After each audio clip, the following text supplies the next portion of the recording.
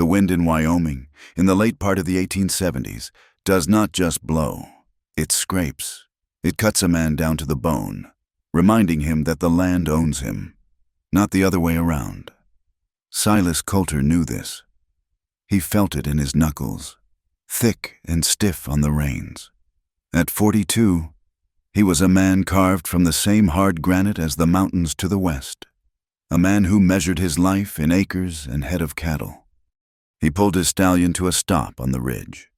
Looking down, the ledger book, bound in heavy leather and tucked into his saddlebag, felt like a judgment. It was cold, clean, and exact. Down in the frozen bowl of the valley sat the Riggs homestead. It was less a home than a scar. Silas had bought the note on this land for pennies on the dollar, a small piece of a much larger foreclosure deal. The previous owner, a banker back east, was tired of tenants who promised payment in the spring and disappeared by winter. Silas Coulter did not get tired. He collected. The man, Luke Riggs, was 6 months overdue. Silas pictured him, a lazy, whiskey-soaked drifter, probably holed up by the stove, burning wood he had not paid for, eating food he had not earned. Silas hated that kind of weakness. His own father, a man who built an empire from nothing, used to say that debt was a failure of character. Silas believed it. He nudged the stallion forward, down the slick, icy path. The smoke coming from the cabin's chimney was a bad sign. It was pale gray and smelled sour. Greenwood, damp wood, a lazy man's fire. When he reached the small, cleared patch of frozen mud that passed for a yard, he saw no one, just a three-legged dog that lifted its head from beneath the porch, gave a single, hollow cough of a bark, and laid its head back down, too weak to care. Silas swung his leg over, his boots hitting the ground with a solid thud. He walked to the door, his ledger in his hand, ready to state his business, take account of what assets were left, and set the terms of eviction. Before his glove could hit the wood, the door was pulled open. But it was not Luke Riggs. It was a woman, or the ghost of one. She looked 26, perhaps, but life had sandblasted the youth clean off her. Her hair was the color of dishwater, pulled back in a severe knot, but strands had escaped and stuck to her damp forehead. She was thin, terribly thin, with a woolen shawl pulled tight around her shoulders over a dress made of patched flour sacks. And she was coughing, a deep, racking cough that shook her whole frame, a cough that came from breathing too much smoke in a small, sealed room. She held a shovel in her hands, the handle worn smooth. She had been clearing snow from the narrow path to the woodshed. "Mr. Riggs," Silas said. His voice was flat. The woman finally caught her breath. She looked him square in the eye. There was no fear there, just exhaustion, bottomless and cold as the ground. "He's gone," she said. Silas frowned. "Gone where? Laramie? Cheyenne? He knows the payment is due." She leaned on the shovel, just for a second, and in that second, Silas saw the truth. She was not leaning. She was holding herself up. "He's dead. Mr. died in September. Wagon tipped during harvest. It took him 3 days." Silas stood there. The wind howled, pulling at his long coat. This was an inconvenience, a complication. "I am Clara Riggs," she said, pulling the shawl tighter. "I'm his widow." "Ma'am," Silas said, nodding once. He was a man of business. This changed nothing. "I am Silas Coulter. I hold the note on this property." "I know who you are," she said. He waited for her to cry, to beg, to plead for time. He had seen it all before. It was a performance he despised. Clara Riggs did nothing. She just watched him, her eyes dark and sunken, waiting for the axe to fall. The silence was broken by a small sound from inside, a fretful cry. "You have children," he stated. "5," she said. Her voice did not change. Celeste _message, _end of the wind. He could hear them, the rustle of small bodies in the dark. "Step aside, ma'am. I need to see the property." She hesitated, her pride a visible, brittle thing in the air between them. But he was the one with the ledger, and he was the one who owned the land she stood on. She stiffened her back, lifted her chin, and stepped away from the door. Silas Coulter stepped inside, and the world shrank. The cold outside was clean. The air inside was thick, heavy with the smell of wood smoke, sickness, unwashed bodies, and something else, something desperate. His eyes, accustomed to the bright snow, took a moment to adjust. The cabin was one room, in one corner, a rope bed where Clara clearly slept, a small, bundled infant beside her. In the other, a pile of rags and thin blankets on the floor, where the other children were huddled together like puppies for warmth. 4 small faces stared at him. The oldest looked to be about 8, a boy with his mother's dark eyes. The others were smaller, stares of misery, down to the baby wrapped in swaddling at the hearth. Silas, the businessman, began his inventory. The cabin itself was failing. The chinking, the mud and straw mixture meant to seal the gaps between the logs, had crumbled away in a dozen places. Near the floor, Silas could see daylight. Snow had sifted through the cracks and lay in small, clean piles on the dirt floor. Every gust of wind made the single candle flame on the table gutter wildly. He looked at the children. Their clothes were not just old. They were illusions. Patches were sewn onto patches. The second youngest, a little girl of about 3, had no shoes. Her feet, resting on the cold floor, were blue and cracked. Her trousers were sewn from a burlap sack, the faded lettering of a feed company still visible on her thigh. His gaze moved to the hearth. A large, black iron pot hung over a pitiful fire. Green logs hissed and popped, releasing more smoke than heat. Silas walked over to it. He looked inside. He had expected watery potatoes, maybe a squirrel. The pot was full of boiling water. Floating in the water were 3 small, white bones, picked clean, tumbling in the current. A rabbit, maybe, from days ago. They were boiling the memory of a meal. He turned to Clara. She had not moved from the doorway. The cold air rushed in around her. "Shut the door. Ma'am, you're wasting heat." She did, and the room grew darker. "My husband," she began, her voice low, as if afraid to wake the children, or perhaps just too tired to speak louder. "He was a good man, but he was not a lucky one. The crops failed 2 years running. Then the cattle sickness. He went to work for the railroad, but he broke his arm. He came back here. He meant to pay. He always meant to pay."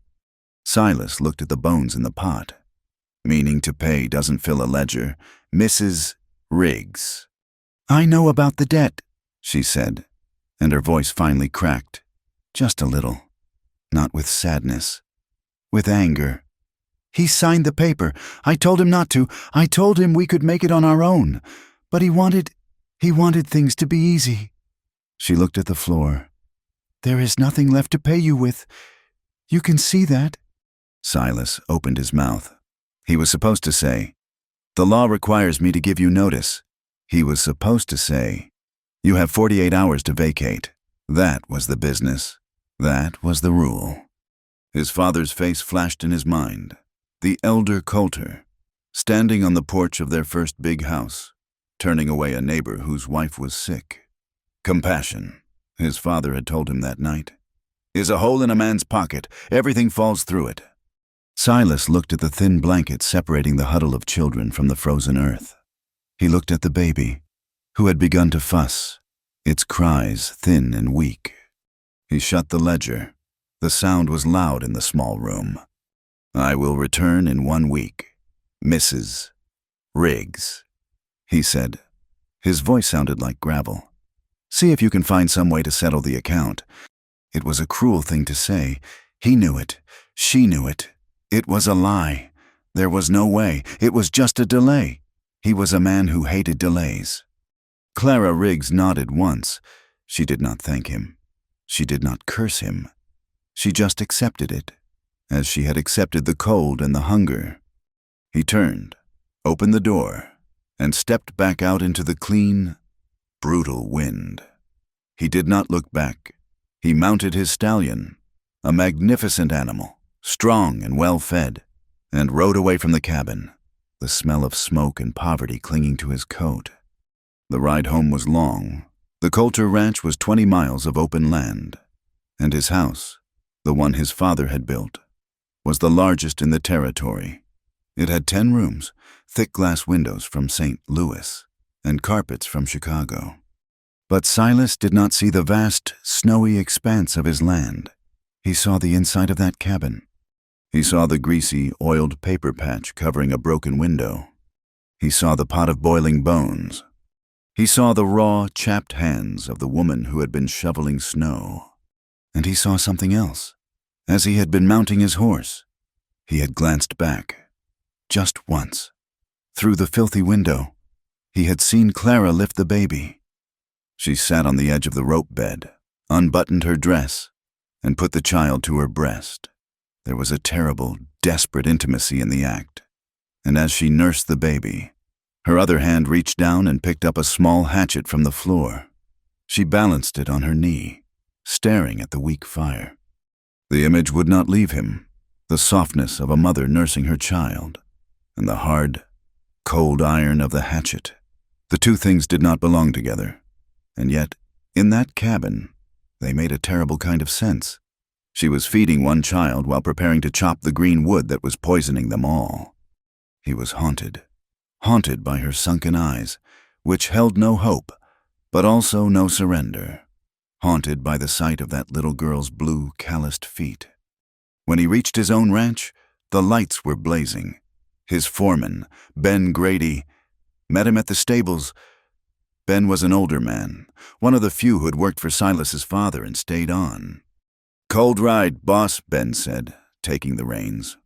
Silas just grunted. He stomped the snow from his boots and went straight into the main house, to his study. The house was warm. Too warm. The fire in the great stone fireplace was a roar of perfectly seasoned oak. He shed his coat, walked to the sideboard, and poured a heavy glass of whiskey. He drank it in 2 swallows, the burn doing nothing to chase the chill from his bones. He poured another. Ben came in a few minutes later, hat in hand. "Did you find the Riggs place?" "I found it," Silas said, staring into the flames. "Riggs have the money. Riggs is dead." Ben winced. That's hard. What's left?" "A widow. 5 children. Nothing." Silas tossed back the second glass. "Nothing but bones in a pot." Ben was quiet for a long time. "What did you tell her, Silas?" "I told her I'd be back in a week." Ben shook his head slowly. "A week? In this weather?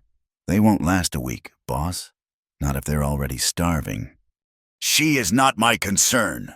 Silas slammed the glass down on the polished wood. "The debt is my concern.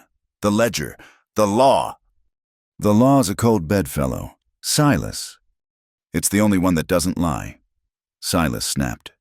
He paced the thick carpet, the house suddenly feeling like a cage. "What am I supposed to do, Ben? Forgive the note? Take them in? Turn the Coulter Ranch into a damned orphanage?" "Your father would have turned them out," Ben said quietly. "He would have called her weak for letting her husband die in debt." "My father," Silas said, his voice dropping, "was a hard man, but he was right. Compassion is a weakness. You give an inch, they take a mile. You give that woman a sack of flour. Tomorrow she'll be asking for a side of beef. Then a cow. Then the deed." "I don't reckon she'd ask for anything," Ben said. "Some folks are just broke. It ain't a failing. It's just a condition." "It is a failing," Silas roared, turning on him. "It's a failure to plan, a failure to work, a failure to survive." "Or maybe just a run of bad luck," Ben offered. Silas turned his back on him. Facing the fire, the whiskey was hitting him now, not making him warm, just making him angry. The anger felt safe. It was familiar. He stared into the flames, but he was not in his study. He was a boy, 14 years old, in this same house. It was newer then. His mother was sick. She had been sick for a year, wasting away in the upstairs bedroom, the one that faced east. He remembered the smell of laudanum and boiled milk. He had been sitting by her bed, holding her hand. It was thin, like a bird's claw. She had been sleeping, but she woke. She whispered his name. "Silas, stay!" Just then, his father's boots sounded on the stairs. "Silas, get out here. The fence is down by the creek. Coyote's got a calf." "He's staying with me," his mother whispered, her voice a thread. His father stood in the doorway. He was a giant of a man, his shadow swallowing the room. "The living come first, woman, the cattle are the living. Get." Silas had looked at his mother. Her eyes pleaded with him, but he was more afraid of his father than he was fond of his mother. He dropped her hand and followed his father out into the snow. They were gone for 5 hours. When he got back, his boots soaked and his hands frozen, the house was silent, too silent. His mother had died, alone. His father had looked at her body, then looked at Silas, and said, "We'll bury her tomorrow. Go check the horses." Silas blinked. The fire in his study blurred. He had not thought of that day in years. He had learned the lesson his father taught. Land was real, cattle were real, ledgers were real, feelings were a luxury, a weakness. He looked at Ben, his face a mask of cold resolve. "See that my wagon is loaded in the morning. Ben, flour, bacon, smoked venison, and coffee, a lot of coffee." Ben's expression did not change. "Where are we taking it?" "I am taking it," Silas corrected him. "To the Riggs place." "Charity, boss?" Silas picked up the whiskey bottle, but set it back down. "An advance, against the note. I'm just sorting the books. A man cannot collect from a corpse." Ben nodded, a small, private smile on his face. "No, sir, guess he can't. I'll load the wood, too. The dry oak, that green pine she's burning will put them all in the ground." Silas just nodded, dismissing him. He stayed by the fire for another hour, drinking water now, trying to wash the taste of cheap smoke and old guilt out of his mouth. He rode out 2 days later. The sky was a low, bruised purple, the air dangerously still. He hated the sky. It meant a storm. He pushed the horses hard. He pulled the heavy wagon up to the cabin. This time, she was waiting. She must have heard the wagon. She stood in the doorway, the baby on her hip, her face pale. Silas did not get down. He sat on the wagon seat, a king on a throne of supplies. "Mrs. Riggs," he called. She just watched him. "I've been reviewing the account," he said, the lie tasting like ash. "It seems your husband made a payment in materials last summer that was not properly credited." It was a clumsy lie, a stupid one. Her eyes told him she knew it. "I am bringing an advance on that credit," he said, gesturing to the wagon bed. "Flour, salt, bacon, some wood. I'll stack it." Clara Riggs looked at the food. Then she looked at the oldest boy, who had crept up behind her skirt, his eyes wide and fixed on the canvas-wrapped slab of bacon. His hunger was a living thing in the yard. Her pride was a mountain, but the mountain was staring at starvation. She swallowed. I cannot pay you for this." "It is an advance, ma'am, not a gift. I will add it to the ledger." This seemed to settle her. A debt was something she understood. Charity was a slap. A debt was just more weight. "Very well," she whispered. Silas got down and began to unload. He worked quickly, his muscles grateful for the labor. He stacked the sacks of flour by the door. He put the bacon on top. He stacked the cured, dry oak in the falling-down woodshed, tossing the wet, green pine aside. She did not help. She stood in the doorway, holding her baby, and watched. She looked like a woman watching a miracle she did not trust. When he was done, he dusted the flour from his gloves. "That should hold you," he said, "Thank you, Mr. Coulter." He nodded, turning back to the wagon. And just as he put his foot on the spoke to climb up, it started. It did not start as a gentle flurry. It was as if the sky had torn open. A wall of white descended, absolute and immediate. The wind did not howl. It screamed. In 10 seconds, Silas could not see the woodshed. 10 feet away. In 20, he could barely see the horse in front of him. It was a blizzard, a true Wyoming whiteout. He knew the land. He knew every dip and ridge between here and his ranch. And he knew, with chilling certainty, that he would be dead in an hour if he tried to ride, frozen solid, a mile from home. He stood by the wagon, the snow already pasting his hat to his head, his coat freezing stiff. He heard the cabin door open again. He turned.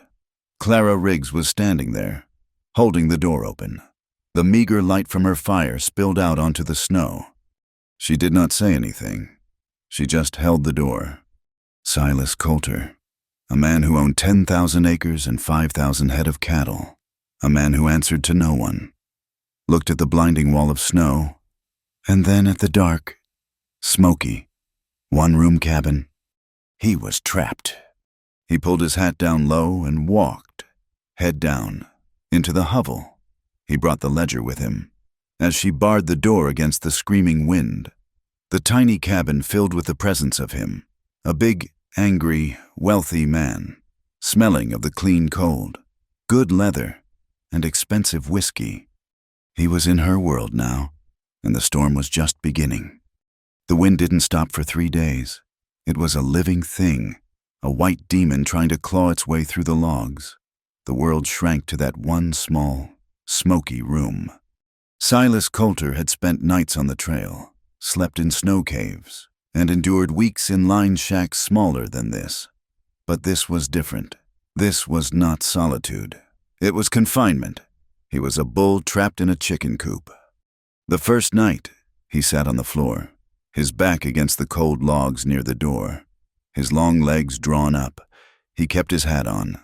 Clara Riggs moved around him as if he were a piece of furniture, a large, dark rock that had suddenly appeared in her path. She did not speak to him, except to say, "There is a blanket, Mr. Coulter." It was thin, smelling of wood smoke and old wool. He took it without a word. The smell of the cabin changed. The sour odor of green wood was replaced by the rich, sharp scent of the dry oak he had brought. And for the first time in what must have been months, there was the smell of food. Clara had sliced the bacon and fried it in the iron skillet. The sound of the sizzling fat was deafening in the small space. She fed the children first, handing each one a piece of bacon and a thick slice of bread, cut from a loaf she must have baked just before he arrived. The children did not tear at the food. They ate with a strange, silent, desperate focus.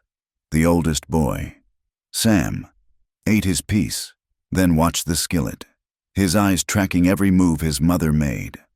Clara made a plate for Silas, bacon, bread, and a small spoonful of molasses from a jar he hadn't seen. "Thank you, ma'am," he said. She nodded, then made a plate for herself, with only a tiny piece of bacon, and sat on the edge of her bed, the baby nursing under her shawl. They ate in the roaring silence of the blizzard, the only sounds the chewing and the wind. Silas felt the eyes of the children on him. They watched every time he moved, every time he lifted the tin cup of water to his lips. He was the stranger, the invader, the man who had brought the food. By the second day, the storm had not lessened. The snow was piled halfway up the single window, plunging the room into a gray twilight. Cabin fever began to set in. The youngest girl, Mary, who was maybe 3, started to cry, a thin, weary wail. Silas couldn't stand it. He couldn't pace. He couldn't leave. He felt his nerves fraying. He looked around, needing something, anything, to do with his hands. He saw it, a small, 3-legged stool by the hearth. One of its legs had split and been badly tied with a piece of rawhide. It wobbled dangerously. "Ma'am," he said, his voice startling in the quiet. You have a knife? Some cord?" Clara looked at him, suspicion in her eyes. She retrieved a worn skinning knife from a peg and a small tangle of twine. She handed them to him, her fingers brushing his. Her hand was rough as bark and cold. He sat on the floor and pulled the stool between his knees. He cut away the old rawhide. He examined the split wood. The children gathered, a safe distance away, and watched. Sam, the 8-year-old, crept closer. "Wood's warped," Silas said, mostly to himself. "Dried too fast." He began to carefully shave the inside of the split, making the two surfaces fit flush again. His hands, which could manage the complex figures of a ledger or the hard reins of a half-broke stallion, moved with surprising gentleness. "Why you doing that?" Sam asked, his voice a whisper. Silas didn't look up. "Because a thing that's broken ought to be fixed, if it can be." He showed the boy how he notched the wood, how he was making a groove for the twine to sit in, so it wouldn't slip. "You rap it against the grain," he explained, his voice a low rumble. "Gives it bite." He worked for an hour. When he was done, he wrapped the leg with the new twine, pulling it so tight his knuckles went white. He tested it. It was solid, rock solid. "There," he said, setting it firmly on the dirt floor. Sam looked at it, then at Silas. "You know whittlin'?" Silas grunted. "Some." He pulled a piece of the dry oak kindling from the box.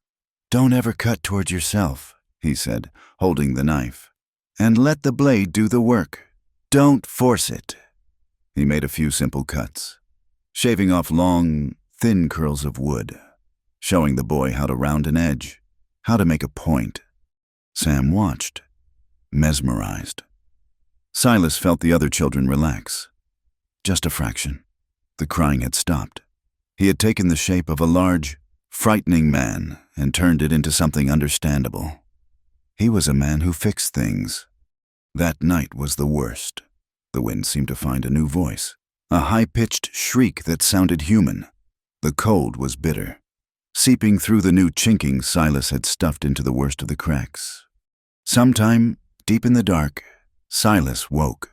He was not a man who slept heavily in strange places. He was lying near the door, wrapped in his own thick coat and the thin blanket. The fire was down to red embers. The baby started to cry. It was not the fussy cry of the day before. This was a shriek of real pain, colic, maybe, or just the bone-deep cold. He heard Clara get up. The ropes of her bed creaked. "Shh, Rose! Shh! Now, Mama's here! Shh!" Her voice was thick with exhaustion. The baby only screamed louder, her cries echoing in the tiny, dark space, sounding thin and terrible against the roar of the storm. "Hush! Hush, little one!" Clara pleaded, her voice cracking. "You'll wake the others." But the baby would not be soothed. Silas lay there, staring into the darkness, listening to the woman's desperate, failing whispers and the child's raw-throated wails. It was a sound he associated with weakness, with failure. It set his teeth on edge. He heard Clara start to weep, silent, gasping sobs of pure frustration. He couldn't take it. He sat up. "Ma'am." The cabin went utterly silent. "Except for the baby," he heard Clara catch her breath. "Give her here," Silas said, getting to his feet. "What?" "The child. Give her to me. Your arms are tired." He heard her move, a rustle of blankets. He loomed over her in the dark. He saw the pale oval of her face, the dark bundle in her arms. She hesitated, then pushed the baby toward him. He took the child. It was impossibly light, a bundle of rags and surprising warmth. It stiffened in his arms, feeling the strange hands, and let out another piercing scream. "You go lie down, Mrs. Riggs," he ordered, his voice gruff. "Get some sleep." He turned his back to her and began to pace the short distance from the hearth to the door. 2 steps, turn, 2 steps, turn. He held the baby against his wide chest, his large hands splayed across her back. He patted her, a steady, Rhythmic thump, thump, thump, thump. "Now, you listen here," he murmured, his voice too low for Clara to hear. "There's no sense in this. The wind's making noise enough for all of us." The baby screamed. He kept pacing. Thump, thump, thump. He shifted her, holding her upright against his shoulder. He started to hum. It was a rough sound, deep in his chest. He did not even know he was doing it. It was an old tune, one he'd heard the cowhands use to gentle, nervous horses. It had no words, just a low, repetitive melody. After a few minutes, he started to sing, his voice a baritone whisper, rough as saddle leather. "Oh, the wind is high, and the night is long. Get along, little baby. Get along. The snow is deep, and the stars are gone. Get along. Little baby, get along." He paced and sang. He sang about the trail, about the dust, about the long walk to market. He sang the songs of his work, turning them into lullabies. Clara, lying in the dark, held her breath. She had never heard anything like it. This hard, cold man, the one who held her family's life in his ledger, was singing to her child. He was singing a cattle song, and his voice was not angry. It was steady. It was the steadiest thing she had heard in years. Slowly, miraculously, the baby's wails subsided. They turned into fussy grunts, then hiccups, then a long, shuddering sigh. The small body relaxed against his shoulder. Silas did not stop. He kept pacing, kept humming, for almost an hour, until he was sure the child was deep in sleep. He walked to the bed. Clara had not moved. He could just see her outline. He carefully, awkwardly, laid the sleeping baby down beside her, tucking the blankets around the small form. He did not look at Clara. He went back to his spot by the door, wrapped himself in his coat, and was asleep in minutes. The third day, the storm still raged, but the light had a brighter quality. The worst was over, and something in the cabin had changed. The tension had not disappeared, but it had shifted. Clara Riggs was no longer just afraid of him. She was puzzled. She did not mention the night, and Silas did not look at her. He drank the coffee she made. The rich, bitter smell, a luxury that seemed almost sinful in the small room. He found himself watching her. He had nothing else to do. His ledger sat in his saddlebag by the door, a useless object. He watched her quiet routines. He saw her take the last of the flour he had brought and knead it on the small, warped table. Her movements were not graceful, but they were economical, strong. She wasted nothing. No flour, no motion. She was a machine of survival. He watched her take a bowl of water, heated by the fire, and a single, clean rag. She called the children, one by one. She sat Mary on her lap and washed her face, her neck, her cracked and dirty feet. She was tender, but brisk. There was no nonsense about it. It was a chore, but it was a loving one. She was fighting back the dirt, the decay. She was insisting on their humanity. Later, as the gray light faded and the candle was lit, she pulled out a wicker basket. It was full of socks, or rather, the ghosts of socks. They were more holes than wool. She threaded a needle. The eye was tiny, and her hands were chapped. He watched her squint, watched her lick the thread, watched her fail 3 times before she got it. She did not sigh, she did not curse, she just did it. And then she began to stitch, by the light of one candle. She wove a new heel into a sock that Silas would have used to clean his rifle. Her head was bent, the candlelight catching the few pale hairs that had escaped her bun. Silas Coulter sat there and watched her salvage the unsalvageable. He watched her mend the unmendable, and he felt something shift inside him, something cold and hard that had been lodged in his chest for 20 years. He felt cold. The fire was burning low again, and the cabin was cooling fast. "There's no more of that dry oak in here," he said, standing up, stretching his stiff limbs.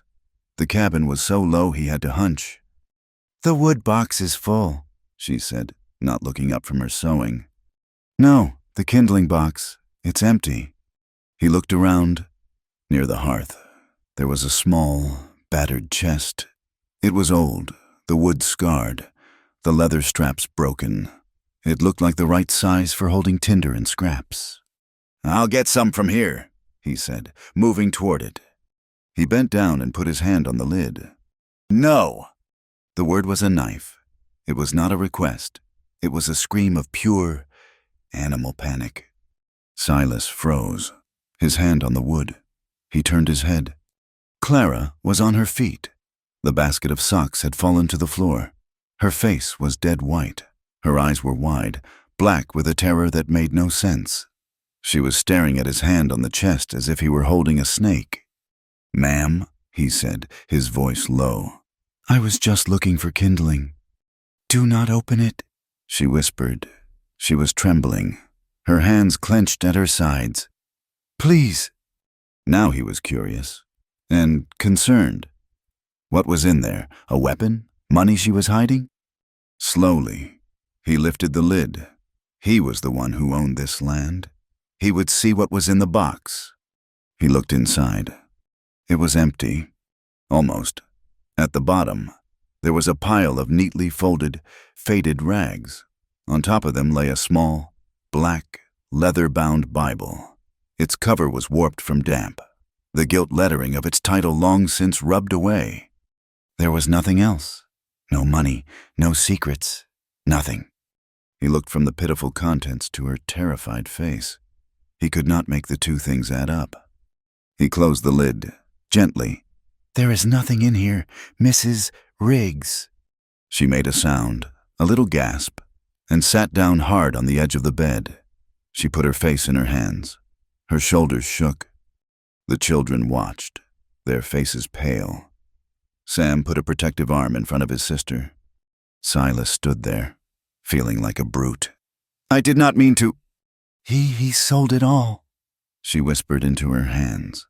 The words were so low he had to strain to hear them. "That's all that's left." She lifted her head, and her eyes were not just tired. They were broken. The pride he had seen, the stiffness in her spine. It was all gone. "He was not a bad man," she said, her voice flat and dead. "Luke, my husband, he was not bad, just weak. And this land, it finds the weakness in a man. It finds it, and it breaks it." Silas said nothing. He just stood by the hearth, a dark shadow. "He sold my mother's locket, for whiskey. He sold the wedding ring I bought myself with teaching money, for cards. He sold the blankets, the good ones, the ones we brought from home." She looked at the chest, a look of bitter hatred. "That was my hope chest, my dowry chest. My father made it for me. I brought it from Missouri. It had my linens, my grandmother's lace. It had everything. He sold it all, piece by piece. The rags are what's left of my wedding dress. I cut it up for the children's clothes." She took a shuddering breath. "The Bible, that's all I have left of my family. He tried to sell that, too, last summer. Said he needed seed. I knew he needed whiskey. I hit him. With the shovel. I hit him. And I took it back, and I hid it in there." She stared at the floor. He never opened the chest again. She finally looked at Silas. Her face was bare. All the masks were gone. "I am from Missouri, Mr. Coulter. My family, they are good people, church people. My father is a deacon. He told me not to marry Luke Riggs. He told me Luke was a gambler and a drinker. He said Luke had no character." She smiled, a terrible, thin smile. "I was 19. I thought love could fix him.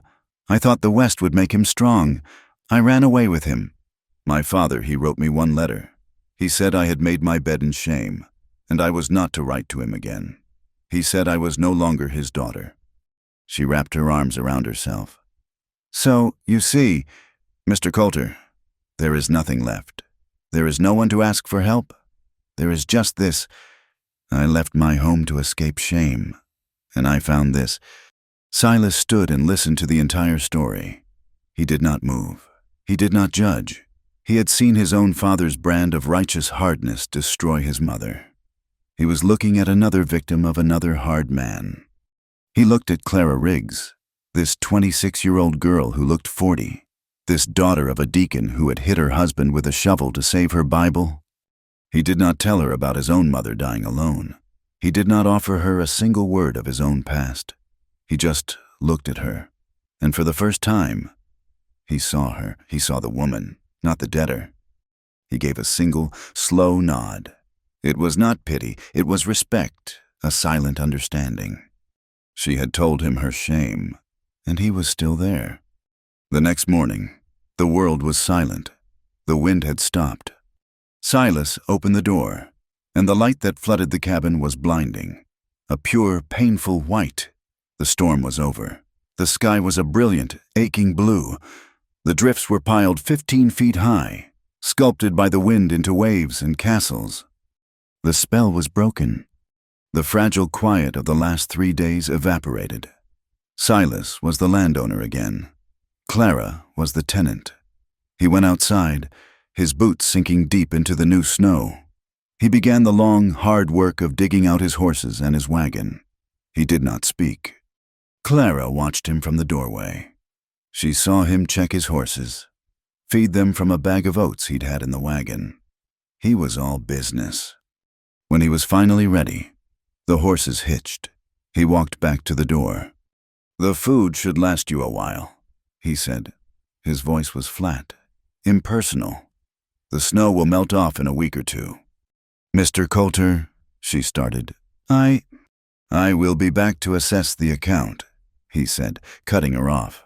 He put his hat on, pulling it low. He did not say thank you. He did not say goodbye. He did not say he was glad they were alive. He just climbed onto his wagon, took the reins, and with a sharp command to his horses, he broke through the first drift and was gone. Clara stood in the doorway until he was just a black speck against the blinding white. She was sure he was disgusted. He had seen her poverty, heard her confession, seen the absolute wreckage of her life. He would not be back, not with food. Next time, he would bring the sheriff. Silas Coulter rode for 6 hours. He did not go home. He pushed the horses hard, taking the long way around, cutting a new path through the drifts until he hit the main road to Laramie. He rode into town looking like a snow ghost, his beard and coat caked in ice. He bypassed the bank, the saloon, and the land office. He hitched his team outside Miller's Mercantile. Abel Miller, the proprietor, was sweeping snow from his boardwalk. He was a small man with eyes that missed nothing and a mouth that reported everything. "Mr. Coulter, Lord Almighty, thought you'd be holed up at the ranch. That was a storm, wasn't it? A real terror." Silas stomped the snow off his boots and pushed past him into the store. "Miller!" He walked through the aisles, grabbing what he needed. A 50-pound sack of flour, a bag of pinto beans, a large tin of coffee, another slab of bacon. Miller followed him, rubbing his hands. "Restocking the line shacks? Smart, smart. Never know when another one'll hit." Silas stopped. He looked at the shelves of dry goods. He looked at the spools of thread. He picked up a spool of thick, black mending thread. Then he walked to the barrels of boots. He scanned them. Men's, women's, then children's. He reached in and pulled out a single pair. They were small, sturdy, lined with fleece. He turned the boot over in his hand, his thumb pressing against the thick sole. He held it up, measuring it against his own gloved hand, his mind seeing a pair of small, blue, calloused feet on a dirt floor. He tossed the boots on the counter, along with the thread, the flour, and the bacon. Miller's eyes went wide. Silas Coulter was a man who bought in bulk. He bought barrels of flour, not sacks. He bought boots by the dozen, not by the pair. And he never, ever bought a single spool of thread. "Is that all, Mr. Coulter?" Miller asked, his voice slick with curiosity. "Got a new family working for you? Up in the valley, maybe?" Silas turned his head and leveled a look at the merchant. It was a look that had frozen men in poker games and stopped cattle stampedes. "This is a private transaction. Miller." "Oh, yes, of course, private. Just unusual." "Just ring it up." Silas did not pay with credit. He pulled a small leather pouch from his coat and dropped heavy, gold coins on the wooden counter. The sound was final. He loaded the supplies onto his wagon himself. Miller held the door for him. "You have a good day, Mr. Coulter, and stay warm." Silas climbed onto the wagon seat. Miller watched him. He did not turn the wagon north, toward the vast Coulter ranch. He turned it back south, back toward the foothills, back toward the valley where the Riggs homestead was buried in the snow. Abel Miller watched him until he was out of sight. Then he let the door swing shut, hurried back to the checkerboard by the stove, and leaned in close to the two old men sitting there. "Gentlemen," he whispered, a nasty little smile on his face, "you will not believe what just happened. It seems our cold Mr. Coulter, he's gone soft, and I think I know who the widow is." The big snow held the land hostage for 2 weeks, a silent, white siege. But no winter lasts forever. The thaw came slow, then fast. The world turned to mud and slush. And Silas Coulter kept coming back. He never came empty-handed. He'd ride up, his wagon wheels sucking at the mud, and he'd unload a sack of potatoes, or a side of bacon, or a bag of beans. He told himself it was business. He was a man of accounts. The woman and her children were, for now, assets. You don't let assets starve. You don't let the roof of your property cave in. He never stayed long. He'd stack the goods by the door, his face hard and unreadable. Clara would stand in the doorway. The baby, Rose, on her hip. She had stopped looking surprised. She just watched him, her arms crossed tight over her chest. "Mr. Coulter," she'd say. It was not a question, not a welcome, just a fact.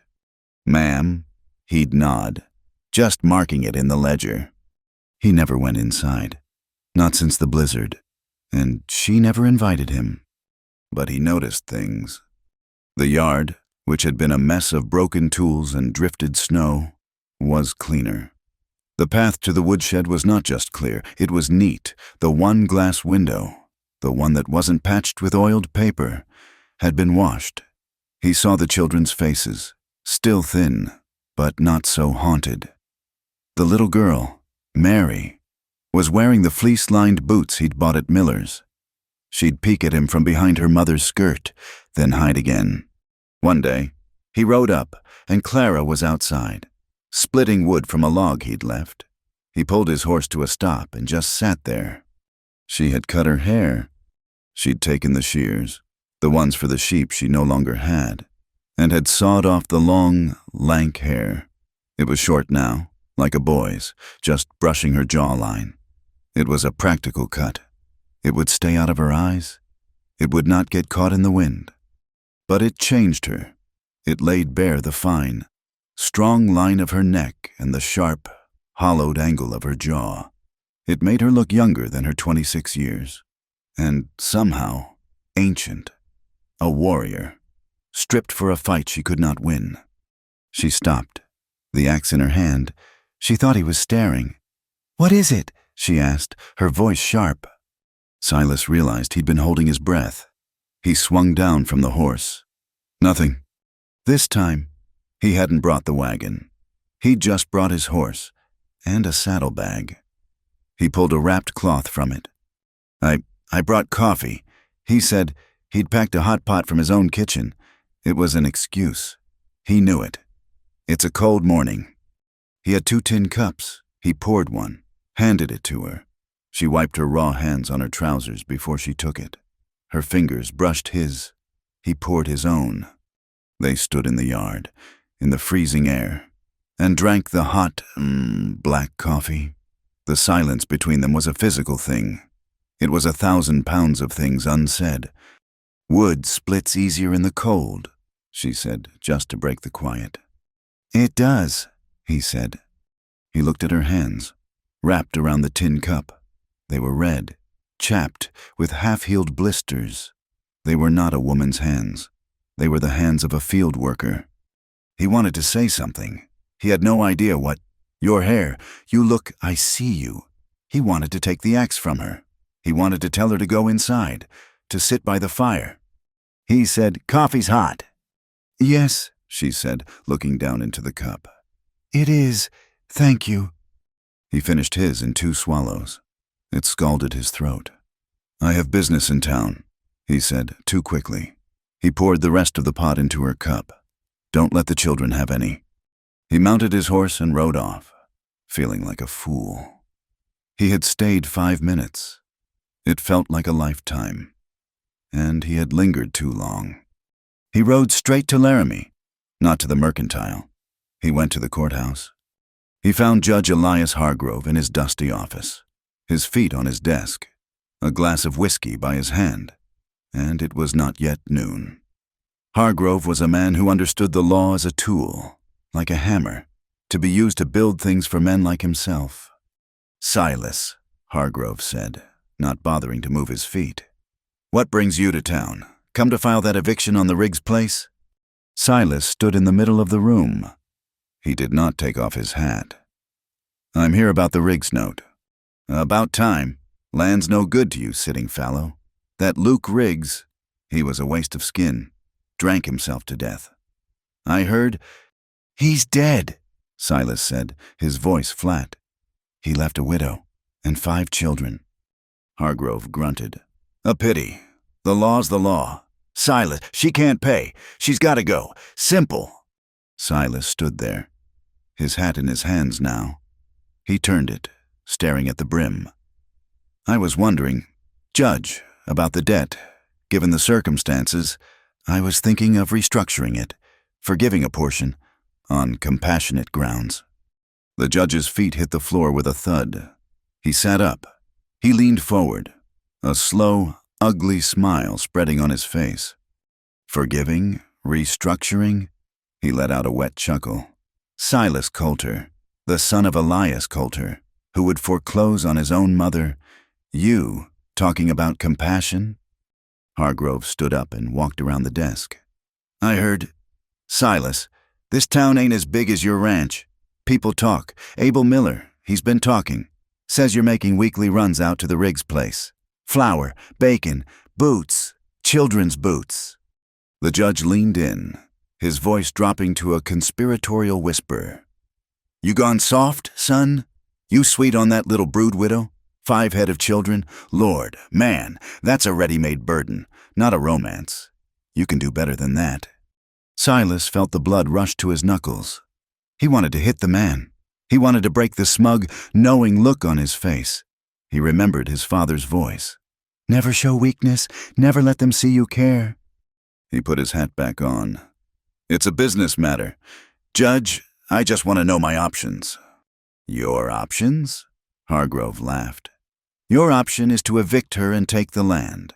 That's the business of it. What you do with her," he said, winking. "That's your pleasure. But the bank don't forgive debts for a pretty face, even a dirty one." Silas turned. He walked out of the office, the judge's laughter following him down the hall. He was angry. He was angry at the judge. He was angry at Abel Miller. But mostly, he was angry at himself, because the judge had seen the truth, a truth Silas had not even admitted to himself. He was untying his horse when he saw her. "Clara." She was walking down the muddy street, clutching her shawl. The baby, Rose, was a bundle in her arms. She looked smaller than he'd ever seen her, a ghost haunting the boardwalk. People saw her. They stopped, the women in their clean calico dresses, the men outside the saloon. They stopped, and they stared, and then they leaned their heads together and whispered, "That's her, the Riggs widow. The one Coulter's been keeping? Look at her clothes. Shameful." Clara kept her head high, but Silas could see the flush crawling up her neck. She looked like a deer walking into a den of wolves. She needed something. She wouldn't be in town unless it was desperate. He watched her. She didn't go to the bank. She didn't go to the land office. She went into Miller's Mercantile. Silas tied his horse back up. He waited a minute, Then he followed her. He stayed in the back of the store, by the barrels of nails, hidden in the shadows. He could see her at the counter. Abel Miller was there, polishing a glass. "Mrs. Riggs," Miller said, his voice slick and cold. "What can I do for you?" "Mr. Miller," Clara said, her voice low but clear. My baby is sick. She has a fever, a bad cough. I need a bottle of Dr. Howell's cough elixir, and I need a tin of kerosene for the lamp." "Of course," Miller said. He placed the items on the counter. "That will be 80 cents. Clara stood very still. Silas could see her knuckles, white as she gripped the edge of the counter. "Mr. Miller," she whispered, I do not have the cash right now, but I will. When the thaw comes, I can sell." "Sell what, Mrs. Riggs?" Miller asked, his voice loud enough for the other customers to hear. "Your husband died owing money to every man in this town, myself included. I am running a business, not a charity. My books will not allow credit." "Please," Clara said. Her voice broke. "It's for my baby. She's burning up." "I'm sorry," Miller said, and he reached to put the bottle back on the shelf. Clara let out a small, broken sound. She was begging, she was being refused, and the whole town was watching. Silas could not stand it. He stepped out of the shadows. His boots were loud on the wooden floor. "Put it on my account. Miller." Clara froze. She did not turn around. She just froze, her back to him. Abel Miller's smug look vanished. He was terrified of Silas Coulter. "Mr. Coulter, I didn't see you." "I said, put it on my account," Silas said, his voice a low growl. He walked to the counter. He did not look at Clara. He looked at Miller. "And anything else she needs." He grabbed a tin of milk, a sack of sugar, a small bag of eggs. He threw them on the counter. "Wrap all of it, now." "Yes, sir, right away. Mr. Coulter." Miller scrambled to obey. Silas paid the bill. Miller handed the heavy parcel to Clara. Her hands were shaking. She would not look at him. "Go home, ma'am," Silas said, his voice rough. She turned. Her face was dead white, her eyes burning with a humiliation so deep it made him flinch. She clutched the bag to her chest and fled the store. She ran, stumbling in the mud, as if the devil himself were after her. Silas watched her go. He turned back to Miller. "If you ever," he said, his voice quiet, "refuse her again, I will buy this store, and I will tear it down." He left Miller shaking behind the counter. He gave her an hour's head start. He knew she had walked. He let her get home. Then he rode. He rode hard. He was not thinking. He was just moving. A storm of anger and something else, something he refused to name. When he got to the cabin, dusk was falling. The air was purple. She was waiting for him. The parcel, the one with the medicine and the milk, was on the ground, in the mud, 10 feet from her door. She stood on her porch, her arms crossed. She was shaking. "I don't need your charity," she said. Her voice was not a whisper. It was a hiss. He swung down from his horse. He walked toward her, stopping at the parcel. "The child is sick. She needs the medicine." "You humiliated me," she said, her voice breaking. "You stood there. You let me beg. You watched him treat me like trash, and then you play the savior. Am I your new project, Mr. Coulter? Am I the stray dog you feed, so you can feel good about yourself?" "That is not what it was," he said, his voice tight. "Then what was it?" she cried, taking a step toward him. "You think you can just pay my tab. You think you can buy me, like you bought those boots, like you buy your cattle, like you buy everything you touch? You think I'll be grateful? That I'll what?" "I do not expect anything from you," he roared. The words were torn out of him. He was inches from her now, the ruined parcel between them. "Then why do you keep coming back?" she screamed, tears of rage tracking through the dirt on her face. "Why? To see how low I've sunk? To mark it in your damned ledger? Leave us alone. If you mean to evict us, then evict us. But stop this! Stop this! She was right. He was a man of ledgers, a man of rules, and he had broken every one. He had no answer for her. His father's rules were gone, and he was lost. "Then what do you want from me?" he snapped.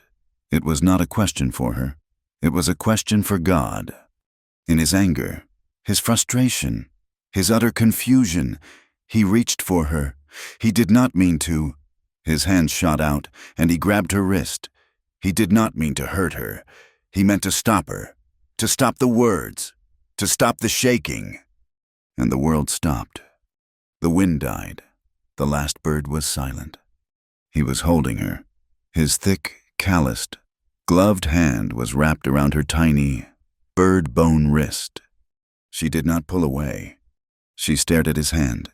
He stared at her face. He could feel her pulse, a frantic, trapped thing, beating against his palm. Their faces were inches apart. He could see the exhaustion in the fine lines around her eyes. He could see the anger. He could see the fear. He could smell the wood smoke in her short hair, and the clean, sharp scent of the pine soap she must have used. She was staring at his mouth. He was staring at hers. He was going to kiss her. The thought was a bolt of lightning. It was insane. It was ruinous, and he wanted it more than he had ever wanted a parcel of land. A child cried from inside the cabin, a thin, hacking cough. The spell shattered. Clara ripped her arm from his grasp. She stumbled back, her eyes wide with a new kind of terror. It was not fear of him. It was fear of them, of what had just almost happened. She turned, grabbed the door, and fled inside. He heard the heavy wooden bar slide into place, locking him out, locking her in. Silas stood alone in the darkening yard, his hand tingling where he had held her. He felt as if he had just stepped off a cliff and found himself walking on air. He looked at the parcel in the mud. He bent, picked it up, and placed it on the step. Then he got on his horse and rode away. Days passed, a week. Silas did not go back. He stayed on his ranch, and he was a hard man to be around. He worked his men, and he worked himself until they were all numb with exhaustion. He did not want to think.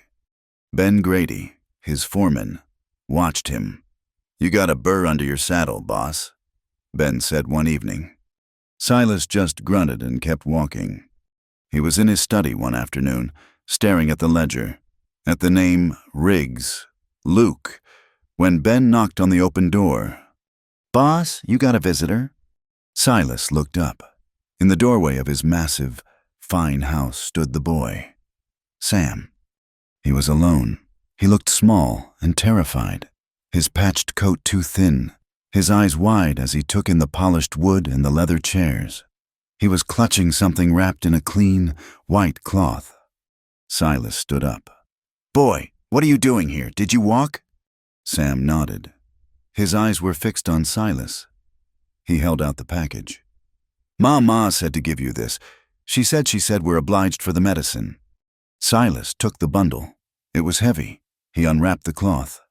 It was a small glass jar. Inside was a dark, rich, purple preserve. "What is this?" Silas asked, his voice rough. "Choke cherry," Sam whispered. "From last summer, before Ma canned 'em. It's all we had left. It's all we had left." It was not a gift. It was a payment. It was her pride. In a jar, an apology, a truce. Silas clenched his jaw. He looked at the boy, who was shivering, from cold or fear. "Wait here." He went to the kitchen, cut a thick slice of bread, spread it with butter and honey, and brought it back. "Eat this." The boy took it, his eyes grateful, and ate like a wolf. "Ben," Silas called, "take the boy back home, on the wagon, and put a blanket in there for him." "Yes, boss." Silas went back to his desk. He set the small jar down on the polished oak. It looked tiny and humble next to his heavy silver inkwell and his thick leather ledger. He stared at it for a long time. It was the first thing he had been given in 30 years that was not an attempt to buy his favor. It was just true. He was still staring at it when he heard the carriage. It was not a ranch wagon.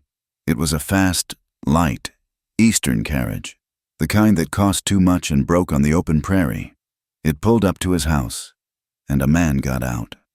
He was young, dressed in a black wool suit, a fashionable hat, and shoes that were already ruined by the mud. Silas felt a familiar, cold anger. "Arthur," Silas said, stepping onto the porch. "Silas," his younger half-brother said, his voice thin and sharp. "My God, this place still smells like cattle. You'd think after all these years you'd have aired it out." Arthur Coulter, the son of his father's second wife, the one from Philadelphia, the one his father had bought, along with her Eastern manners. "What are you doing here, Arthur?" "Business, brother. Always business." Arthur brushed past him and into the house, heading straight for the study. "It seems our father's will is being re-examined. Our lawyers in New York have found some rather interesting irregularities. It seems father's soundness of mind in his final years is being called into question." Silas felt the floor drop out from under him. The ranch. His father had left every acre, every head of cattle, to Silas, the son who had built it with him. He'd left Arthur a healthy stipend, one Arthur had long since gambled and spent away. "The will is ironclad," Silas said, following him. "We shall see," Arthur said, a bright, nasty smile on his face. "We shall see what a judge thinks of a man who left his entire fortune to the son who stayed, while neglecting the son who was—" he waved his hand. "Away." Arthur walked over to the desk.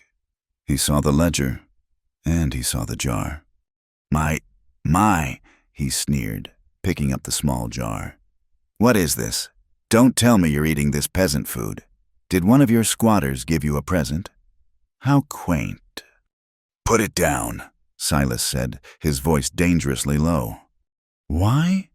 Arthur was enjoying this. He was looking for a crack, a weakness. "It's just jelly." Just then, Ben Grady knocked on the open door. "Boss, I took that Riggs boy home. His mother, she said to thank you again for the medicine. Said the baby's fever broke." Arthur's eyes lit up. He connected the dots, the whispers he'd heard in town, the strange supplies, the jar. "Riggs," Arthur said, his voice delighted.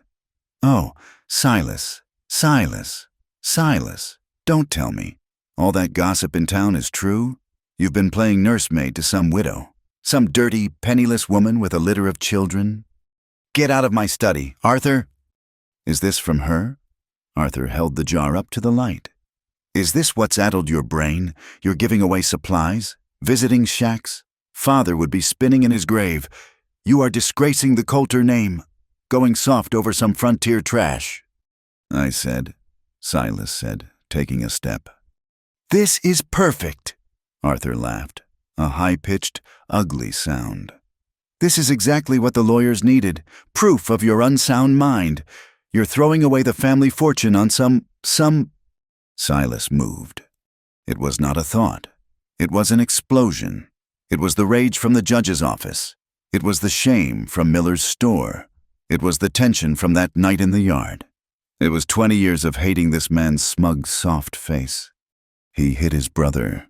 It was not a slap. It was a rancher's punch, thrown with the full weight of his body.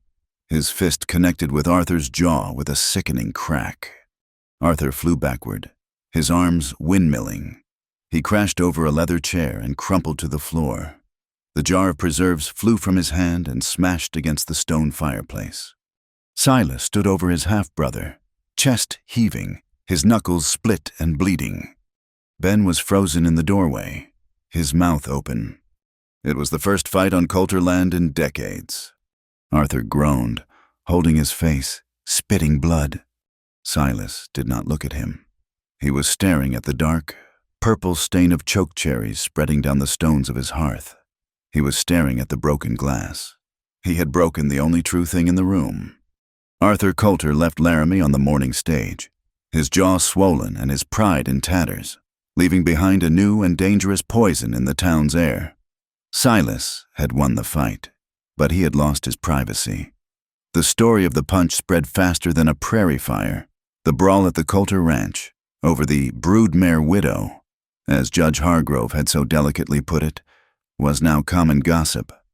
Clara knew nothing of this. She only knew that Silas had not returned. The broken jar of preserves felt like a final judgment. He had taken her thanks, her apology, and he had smashed it. He was gone.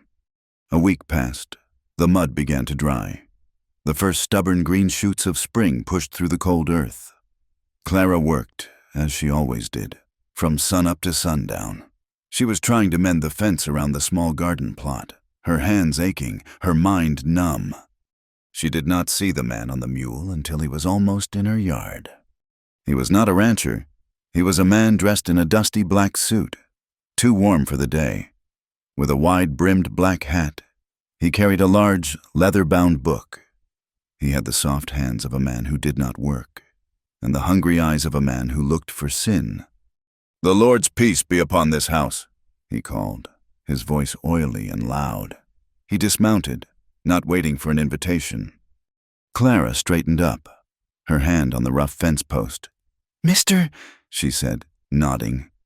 "I am the Reverend Gideon Fell," he announced, walking toward her. "I travel this territory bringing light to the dark corners, comfort to the afflicted." He looked around the homestead, his lip curling just slightly. "And you, daughter, appear most afflicted." Clara did not like him. She did not like the way his eyes lingered on the cabin, on her children peeking from the window, on the ragged hem of her dress. "We are managing, Reverend," she said, her voice cool. "Are you?" He smiled, a joyless expression. "The town of Laramie speaks of you. They say there is a widow here, a wayward woman, living in debt, unprotected. They say she has a wealthy benefactor." Clara's knuckles went white on the post. "I do not know what the town says, and I do not care. We are fine." "But are you saved, Mrs. Riggs?" He stepped closer, and he smelled of stale sweat and cheap tobacco. "The town whispers that Mr. Silas Coulter has been charitable to you, but charity from a worldly man is a snare for the soul. He provides for your body, perhaps, but who provides for your eternal spirit?" "We read the Bible," Clara said, stepping back, moving toward her door. The children had disappeared. She could feel their fear.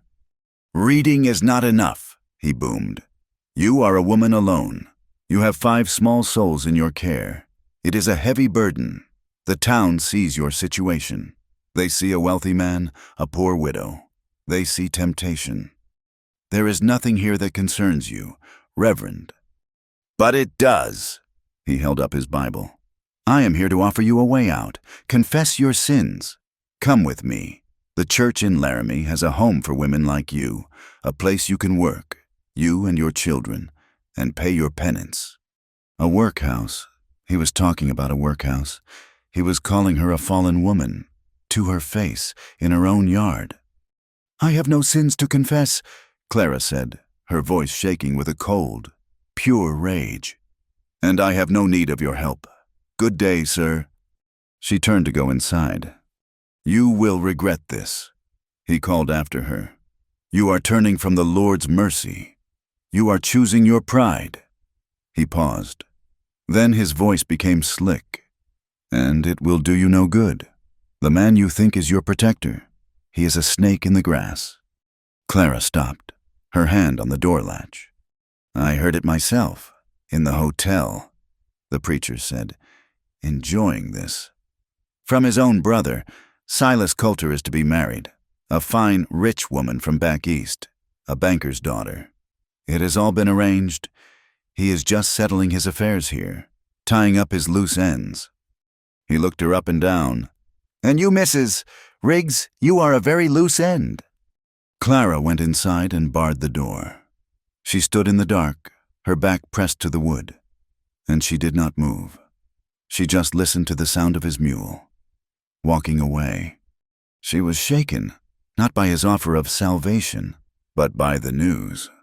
A rich woman from back east. It made a terrible, perfect sense. It explained everything. The supplies were not charity. They were a settlement. He was cleaning his ledger, getting rid of a messy debt, a poor tenant, before his new, fine wife arrived. He was tidying, and she, in her foolishness, had thought that moment in the yard, that fight, that jar of preserves, she had thought it meant something. She felt a shame so hot and so deep it burned her throat.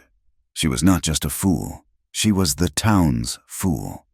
When Silas came, 2 days later, she was ready. He rode up on his stallion, not the wagon. He had a new window pane, wrapped in cloth, balanced across his saddle. He had come to fix the broken window. She met him in the yard. She did not let him dismount. "Mr. Coulter." He stopped, seeing her face. The softness he had glimpsed, the truce, was gone. The ice was back, thicker than the blizzard. "Ma'am, I brought some glass for that window." "We do not need it," she said. He frowned. "Clara, the window is letting in." "Is it true?" she asked, her voice flat, cutting him off. "Is what true?" "Are you engaged to be married? A woman from back east, a banker's daughter." Silas froze. His hands, holding the reins and the glass, tightened. He had not thought of Sarah Van de Veen in 10 years. It was an arrangement his father had made. A business merger. A contract signed when Silas was 30. A woman he had met twice. He had never gone back to finalize it. He had never formally broken it. It was a file, buried in his father's desk. A loose end he had simply ignored for a decade. He could not say no. It would be a lie. He could not say yes. It would mean he did not know what it would mean. He hesitated. He looked down at his saddle horn. "It is complicated." That was all she needed. The hesitation. The silence. It was a yes wrapped in a coward's excuse. "I see," she said. She was not angry. She was not hurt. She was empty. "Then you will understand that you cannot come here anymore, Mr. Coulter. It is not proper." "Clara." "It is not proper," she repeated, her voice like stone. "For a man like you, a man soon to be married, to be seen here, with a woman like me. The town is talking. A preacher came. He called me wayward." He flinched. He had done this to her. His brother. His fight. His kindness. It had all been twisted into a weapon to be used against her. What that preacher said. It does not matter what he said. It matters what is true. You are an engaged man. I am a widow in your debt. There is nothing more to be said. Please do not come back. We will manage on our own." "You cannot manage," he said, his voice raw. "That barn is about to fall. You have no seed for the spring." "We will manage." She looked him dead in the eye. "Good day, Mr. Coulter." She turned, went into the cabin, and shut the door. He heard the bar slide home. He sat on his horse for a long time, the heavy, fragile pane of glass in his hands. He was locked out. He thought of kicking the door in. He thought of shouting at her, of telling her the truth, that the engagement was a ghost, a piece of paper. But what was the truth? That he, Silas Coulter, was sitting in her yard, holding a window pane, for a woman who held his gaze and made him forget his own name. That he had punched his brother for her? That he had stared at a broken jar of jelly and felt hope? He could not say those things. He did not have the words. He rode to the side of the cabin, leaned the glass pane carefully against the log wall, and rode away. He came back 3 nights later. He could not stay away.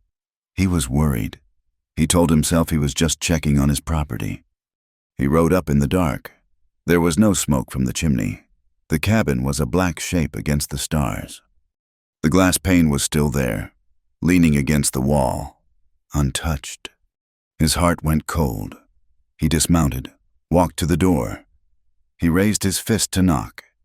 He heard a sound from inside, a small, dry, racking cough. He knocked. "Clara!" Silence. Then, her voice, thin and strained. "Go away, Silas, please go away." "What is wrong? Is it the baby?" "Go away." He did not go away. He put his shoulder to the door. It was an old door. The bar was thick, but the wood around the brackets was soft. He pushed hard. The wood splintered. The brackets tore free, and the door flew open, slamming against the inside wall. He stood in the opening, his eyes adjusting to the dark. The cabin was cold. The fire was dead. Clara was on the floor, by the children's pallet. She was hunched over, her body rocking. In the thin moonlight from the open door, he saw she was holding Sam. The boy was lying on the pallet, but he was not sleeping. He was shivering, his whole body shaking, though his face was slick with sweat. "He's sick," Clara whispered. She did not look up. "He's so hot. The fever came on yesterday. He won't wake up." Silas was inside in 2 strides. He knelt, putting his hand on the boy's forehead. It was like touching a stove. "How long?" he asked, his voice sharp. 2 days. I ran out of the medicine. The one from town. I've been using cold cloths, but Silas, he won't wake up." Her voice was a raw, terrified plea. Silas was a rancher. He knew sickness. He'd seen it in cattle, in horses, and in men. This was bad. This was the kind of fever that burned a life out before morning. "Get up, Clara," he said. It was not a request. "Build up that fire, now. I need hot water, and I need every blanket you have." She looked at him, dazed. "Now," he commanded. The order snapped her out of her terror. She scrambled to the hearth and began working, her hands shaking, striking a match. Silas turned his attention to the boy. "Sam," he said, his voice firm. "Sam, can you hear me?" The boy's head rolled, a low moan coming from his throat. Silas stripped the boy's thin shirt off. He looked at Clara. "Get the water."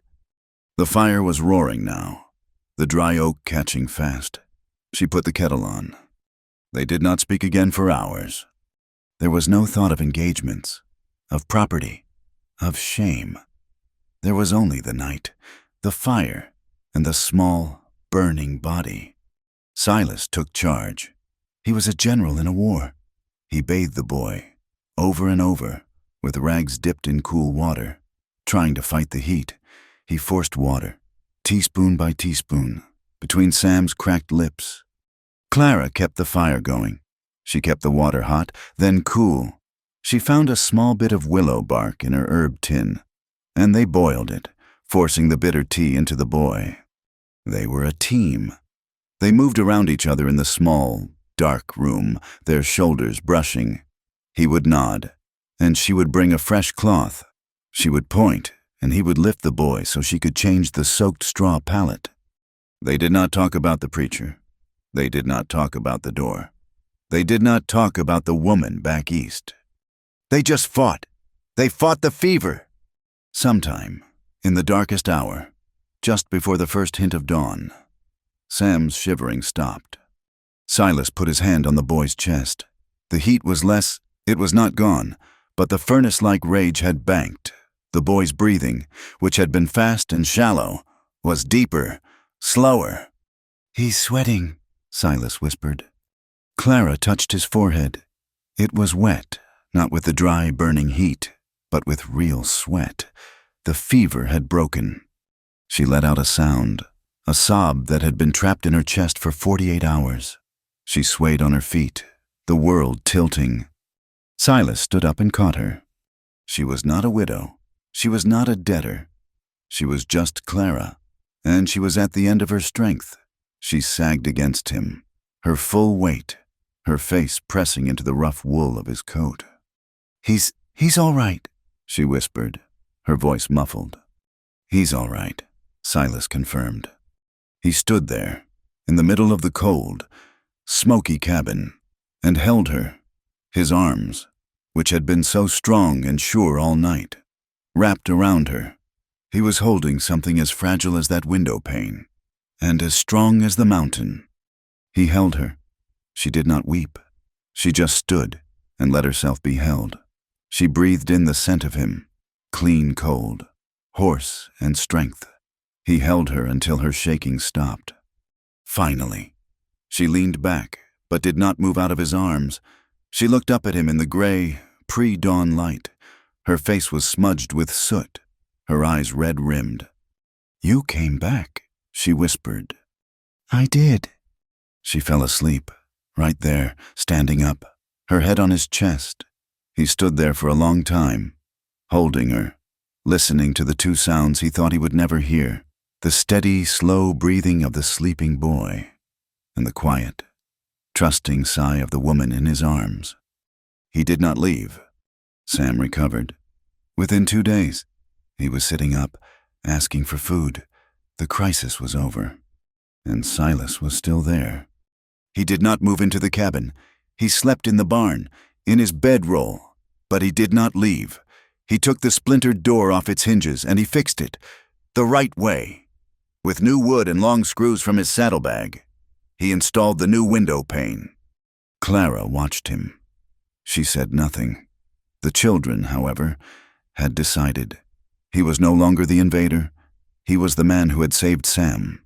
Mary, the little girl, would now come and sit on the porch step, a few feet from where he worked, watching him. After he fixed the cabin, he turned his attention to the barn. It was a ruin. The winter had broken its back. It leaned, and the roof was mostly gone. It was useless. Silas did not ask. He just rode back to his ranch and returned a day later with a wagon full of lumber, tools, and shingles. Clara stood on the porch, her arms crossed, and watched him. He was a man possessed. He was not a carpenter, but he was a rancher. He knew how to build, how to make things strong. He tore down the sagging north wall. He dug new post holes. He set a new foundation.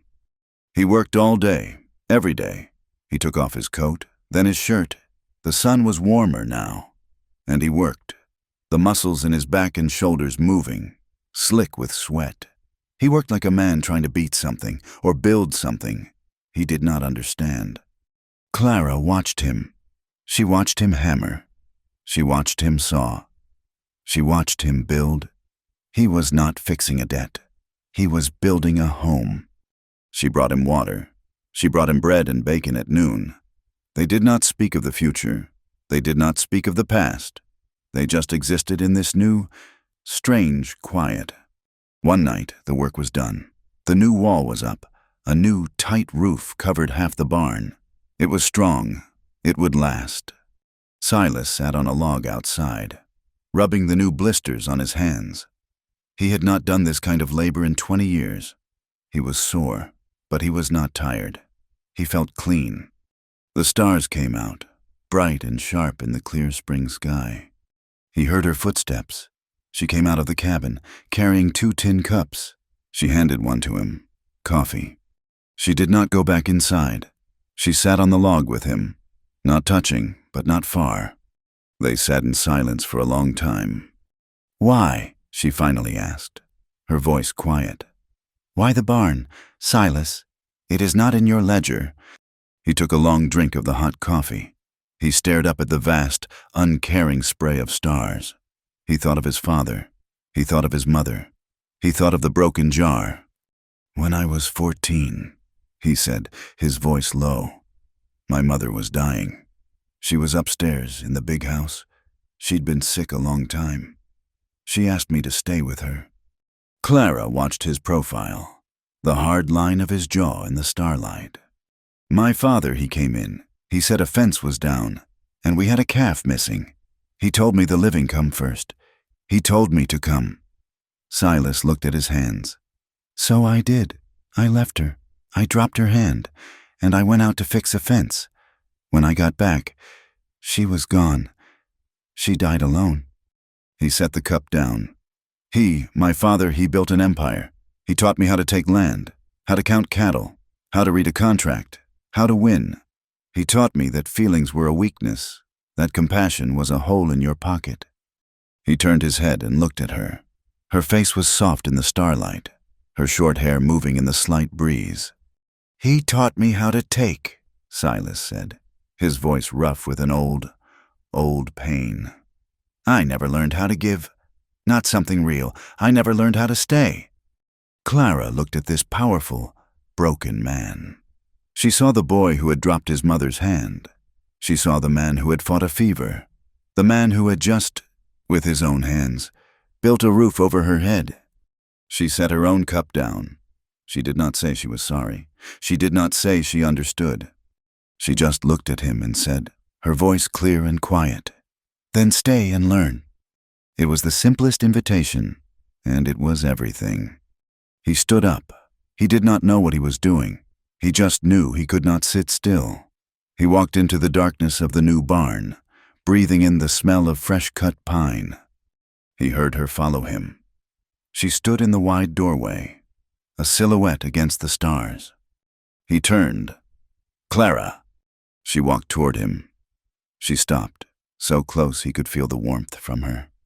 He lifted a hand, his calloused, blistered fingers gently touching her face. He touched her short hair. "You cut your hair," he whispered, finally saying the words. "Yes," she whispered back. "It was in the way." He leaned down.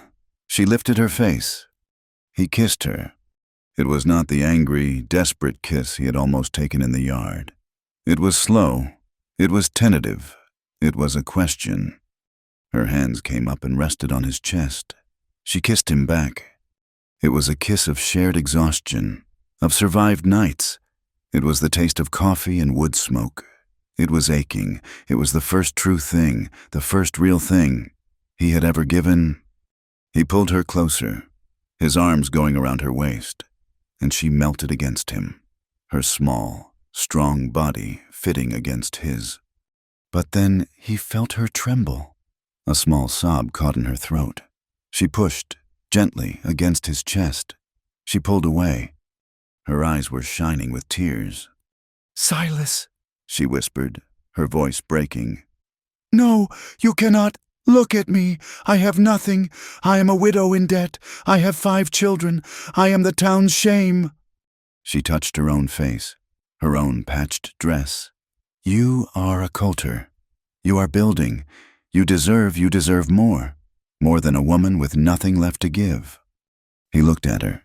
He saw the woman who had hit her husband with a shovel to save her Bible, the woman who had fought a blizzard, the woman who had stood up to a preacher, the woman who had just offered to teach him how to stay. He cupped her face in his 2 big hands, his thumbs wiping the tears from her cheeks. "You have everything," he said, his voice thick. "You are all I want." Spring came on hard. The thaw was not a gentle melting. It was a flood. The world turned to a sucking, grasping mud that pulled at a man's boots and tried to steal his hope. The creeks raged, brown and angry, but the air was warm.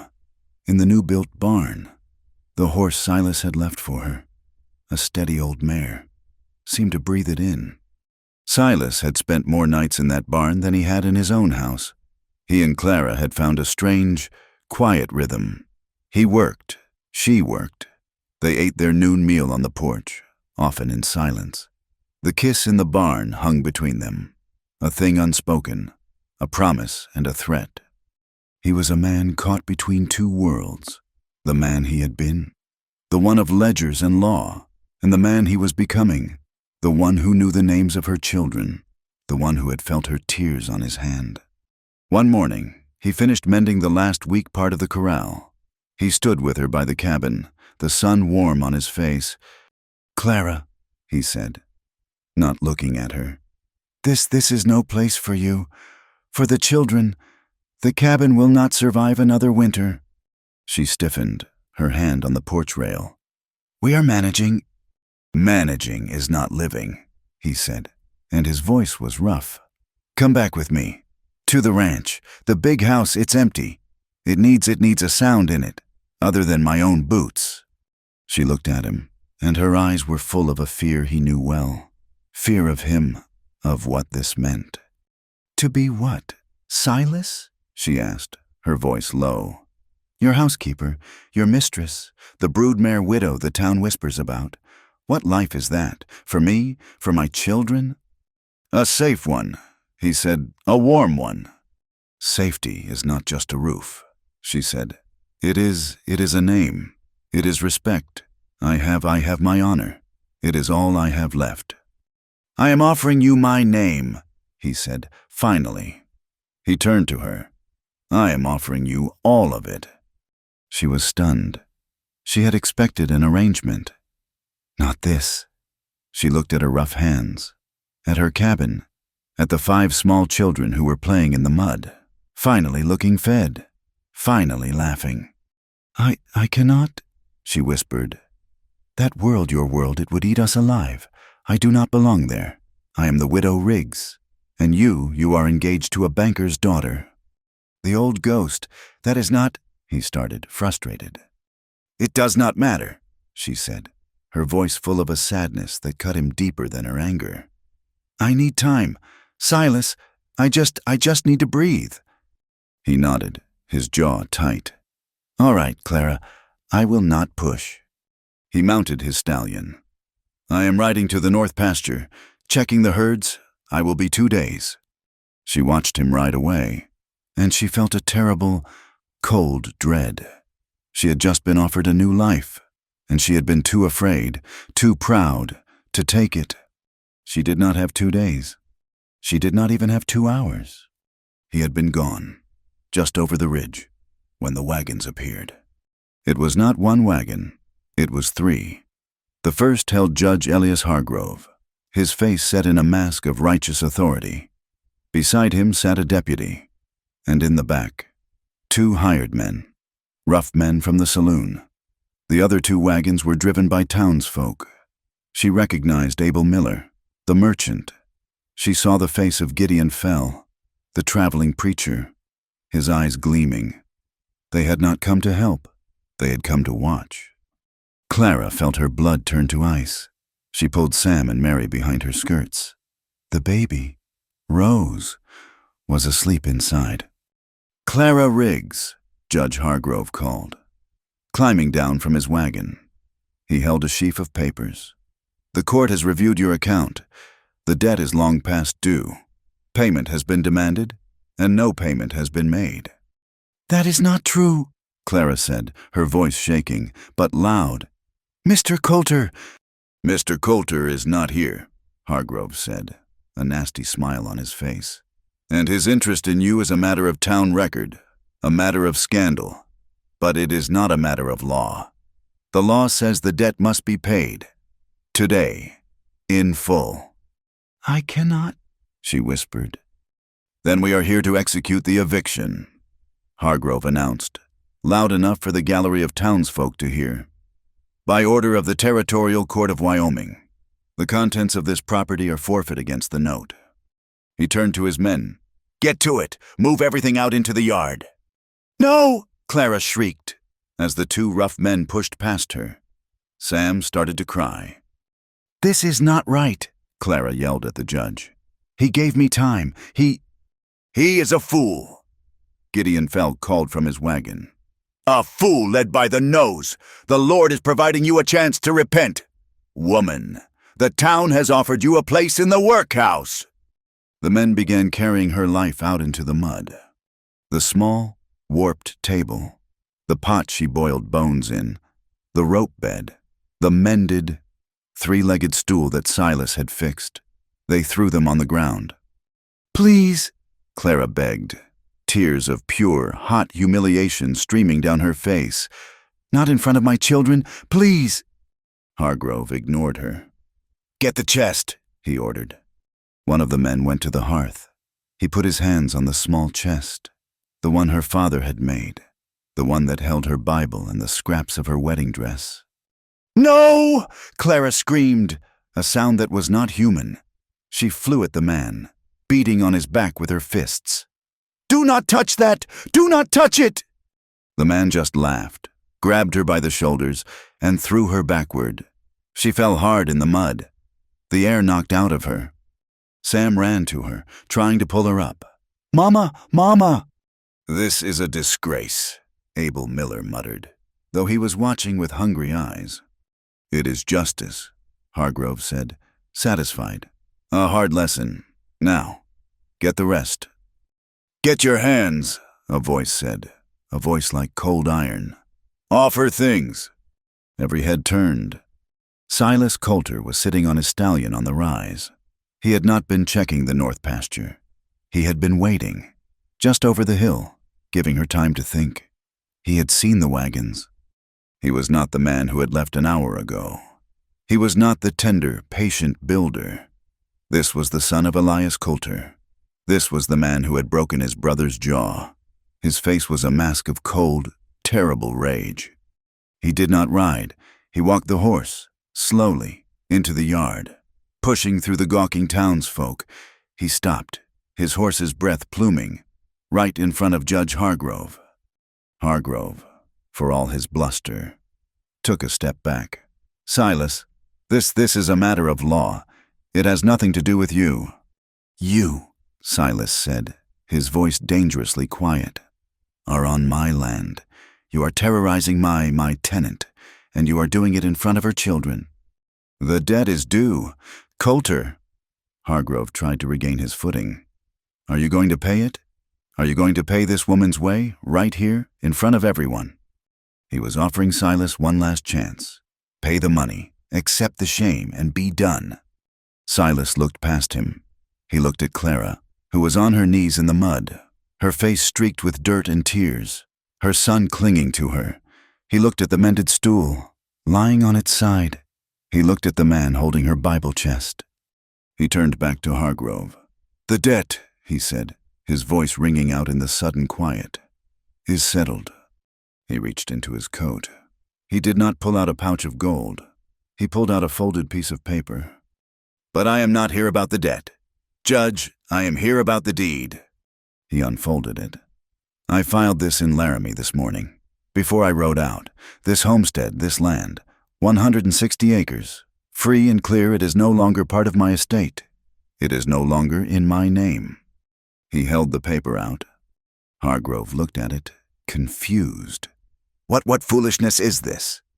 "It is a new deed," Silas said. He looked at Clara. "I have transferred the title. It is in her name, Clara Riggs, and in the names of her children, Samuel, Mary, Rose, Luke Jr., and Anna, joint owners." There was a dead silence. The townsfolk stared. Abel Miller's jaw dropped. This was not charity. This was not a scandal. This was an earthquake. He had not paid her debt. He had given her the land. He had made her a landowner. He had made her his equal. Hargrove was the first to find his voice. He sputtered. You are insane. You are of unsound mind. Giving away Coulter land, to her, to this. He could not find a word foul enough. Your father would disown you. He would see you horsewhipped." The judge made a fatal mistake. He poked his finger against Silas's chest. "You are a weak, soft fool, Coulter. You have shamed your name. All for—" Silas did not wait for him to finish. He hit him. It was a single, perfect, heavy punch. It was the fist of a rancher, a builder, a man who had been pushed too far. It caught the judge square on the jaw. Hargrove's head snapped back. His eyes rolled. He collapsed like a sack of damp flour, falling unconscious into the same mud he had thrown Clara into. The deputy put his hand on his pistol. "Do not," Silas said, his voice a low growl. He did not even look at the man. The two hired men dropped the chest. They backed away. The silence was absolute. Silas Coulter looked at the shocked faces of the townsfolk. He looked at Gideon Fell, whose face was pale. He looked at Abel Miller, who suddenly found the dirt at his feet fascinating. "Go home," Silas said. It was not a request. It was a command. The townsfolk scrambled for their wagons. They did not help the judge. They wanted no part of this. In minutes, the yard was clear. There was only Silas, on his horse, and Clara, on her knees, and her children, huddled by the door. He looked at her, his face still hard, But his eyes were full of a terrible pain. He had done the only thing he knew how to do. He had taken, and he had broken. He had not waited for her answer. He had given his...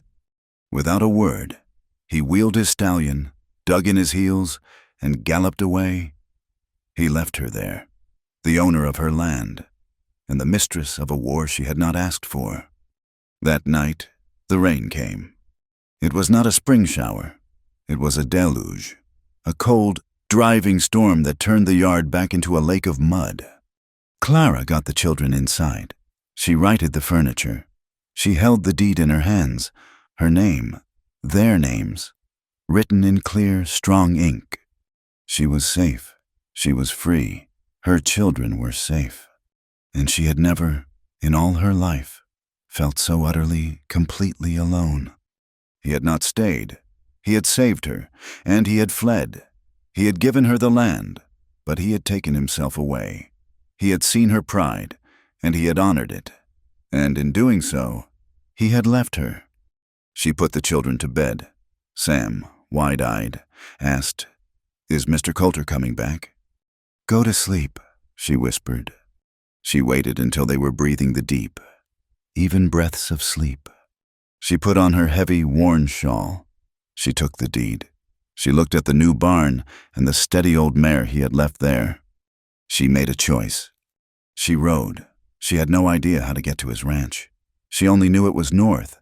She rode the mare into the driving, freezing rain, following the tracks his stallion had left hours before. She rode for hours. The wind tore at her shawl. The rain soaked her to the skin, plastering her short hair to her head. She was cold. She was lost. She was terrified. But she kept riding. She had faced shame. She had faced starvation. She would not, could not, face a life without him. Sometime after midnight, she saw it. A light, a single light, burning in the window of a house so large it looked like a mountain in the dark. She rode into his yard, her hands so numb she could barely hold the reins. She slid off the horse, her legs buckling. She did not go to the massive front door. She knew, somehow, she would not find him there. She stumbled around the side to the kitchen. The door was unlocked. She pushed it open. He was there. The kitchen was huge, warm, and clean. A fire roared in a massive stone hearth. Silas was standing by it, a bottle of whiskey in one hand, a glass in the other. He was staring into the flames. He was still wearing his muddy boots. He had not slept. He heard the door. He turned. He saw her. She was standing just inside his kitchen, a ghost brought in by the storm. She was soaking wet, a puddle forming at her feet on his clean, polished floor. Her face was pale. She was shaking, from cold, from the ride, from fear. He did not move. He just stared, as if he had conjured her. She held up the deed. It was soaked, the ink running. "You didn't owe me that," she whispered. Her voice was a raw, broken thing. "You didn't owe me the land." Silas put the bottle and the glass down, very slowly. He walked toward her. He did not stop until he was standing in the puddle she was making. He looked down at her face, at the rain dripping from her chin. "No," he said, his voice thick. "I owed you my heart." That was all. He reached out and, very gently, took the wet deed from her hand and let it fall to the floor. Then he put his arms around her, pulling her soaking, cold body against his. She buried her face in his chest, her hands clutching his shirt, and she wept.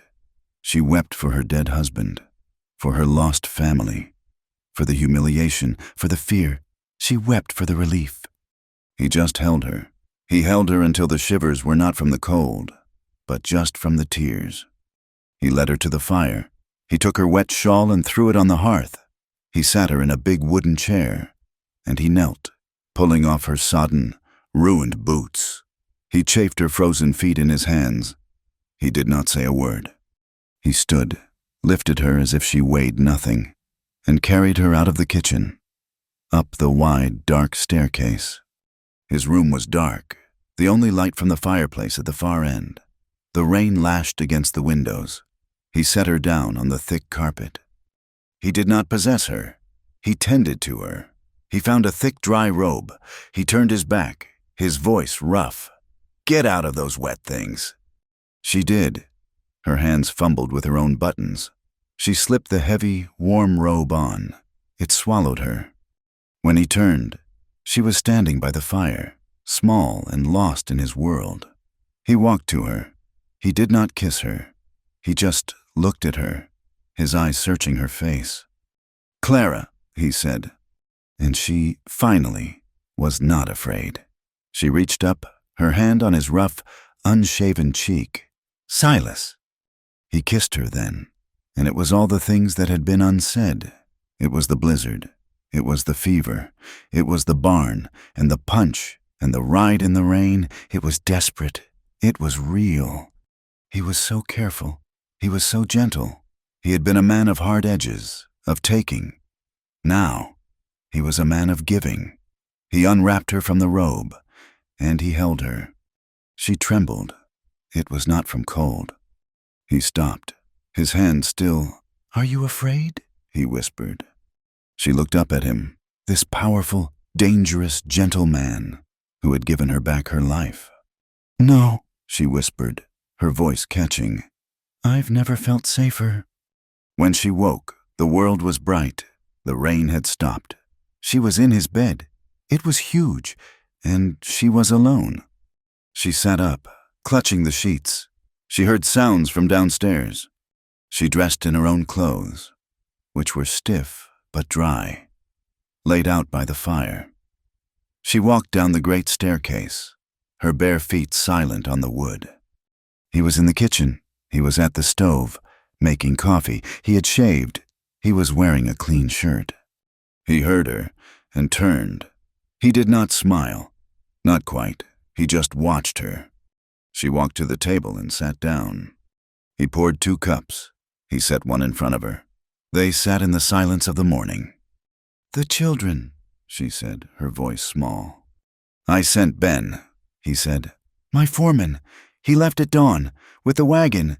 He'll fetch them. He'll tell Sam you are safe. He'll bring them home." "Home? Here?" Clara looked into her coffee cup, and a small, shy, uncertain smile touched her lips. It was the first real smile he had ever seen on her. He was about to smile back, about to say her name, when the sound came. A horse ridden too hard, a pounding, not on the kitchen door, but on the front. "Mr. Coulter! Mr. Coulter! Telegram!" Silas frowned. He rose, went to the door. He came back, a small, yellow envelope in his hand. He tore it open. He read it. Clara watched his face. The peace of the morning it shattered. The color drained from his face. The rancher, the builder, the lover, he was gone. The man of war was back. "Silas," she said, standing. "What is it?" He crumpled the paper in his fist. "It is from my lawyers, in New York." What does it say?" He looked at her, and his eyes were full of a new, cold fire. "My brother, Arthur, he is formally suing. He is contesting my father's will. He means to take the estate, all of it." "But how? On what grounds?" Silas looked at her, and he said the words that would change everything. "He is claiming I am of unsound mind, and he is using my relationship with you and the deed I gave you as his proof." That safe, quiet morning in the kitchen was the last one. It was a single breath of peace before the war horn sounded. The telegram was a declaration. Silas became a different man. Not the gentle builder, not the quiet man by the fire. The iron came back into his spine. He was the son of Elias Coulter, and his legacy, his entire world, was under attack. He rode to Laramie that same day. He spent 2 days locked in the telegraph office, sending and receiving messages from his lawyers in Cheyenne and New York. He came back to the ranch pale, his jaw set like granite. Clara was waiting for him. Ben Grady had brought the children, and the big empty house was full of their small, nervous sounds. Sam had stood in the vast entryway. staring up at the high ceilings, and whispered, "Mama, is this a king's house?" Silas walked past them, straight into his study. Clara followed. The children huddled by the kitchen door, watching. He threw his hat on the desk. "They've filed," he said. "The hearing is in Cheyenne. In 2 weeks, they've requested a new judge, a circuit judge from Denver. They claim every official in this territory is in my pocket." "What does it mean?" Clara asked, her hands twisting in her apron. "It means Arthur is not a fool," Silas said, pouring a whiskey he did not drink. "He's not just claiming I'm addled. He's claiming I'm a threat. The fight with him, the incident with Judge Hargrove. He's painting a picture of a man gone rogue, a man who beats officials, who gives away his inheritance all because he's been manipulated." He could not say the words. Clara said them for him. "Manipulated by me." He looked at her. "I saw the copies of the letters," she said, her voice flat. "Your lawyers left them on the desk. I read them." She had seen her name, Clara Riggs, widow, of no reputation, with 5 children of questionable parentage. She had seen her life, her poverty, her shame, all laid out as evidence. She was the weapon being used to destroy him. "Clara, it is just lawyer smoke," he said, walking toward her. "It means nothing. We will fight it." "How?" she asked, her voice quiet. "How do you fight that? The woman from back east, the engagement, they are using that, too. They say you cast aside a decent, wealthy woman for me. How do you stand in a courtroom and explain that?" "I will tell them the truth," he said, his voice rising. "I will tell them the engagement was a business dealing of my father's, a piece of paper I never honored. I will tell them." "You will tell them what?" she interrupted, and her eyes were not angry. They were filled with a terrible, clear-eyed sadness. "That you love me? That you love a penniless widow who was boiling bones and living in filth? That you love her so much you gave her your land and punched a judge for her? And you think that will make you sound sane?" He had no answer. She put her hand on his chest. "You will lose, Silas. You will lose this house. You will lose your father's ranch. You will lose everything you have ever worked for. Because of me. I did this to you." "You did nothing," he said, grabbing her hand. "You did nothing but survive. I will not lose you. I would rather lose every acre. It is just land. It is just dirt. Do you hear me?" "I hear you," she whispered. "And that is why I cannot stay." She pulled her hand away. "I have brought shame to one man. I ruined his name in my hometown. I will not be the woman who destroys another. I will not be your unsound mind." "Clara, do not do this," he pleaded, his voice breaking, all the iron gone. "Do not run."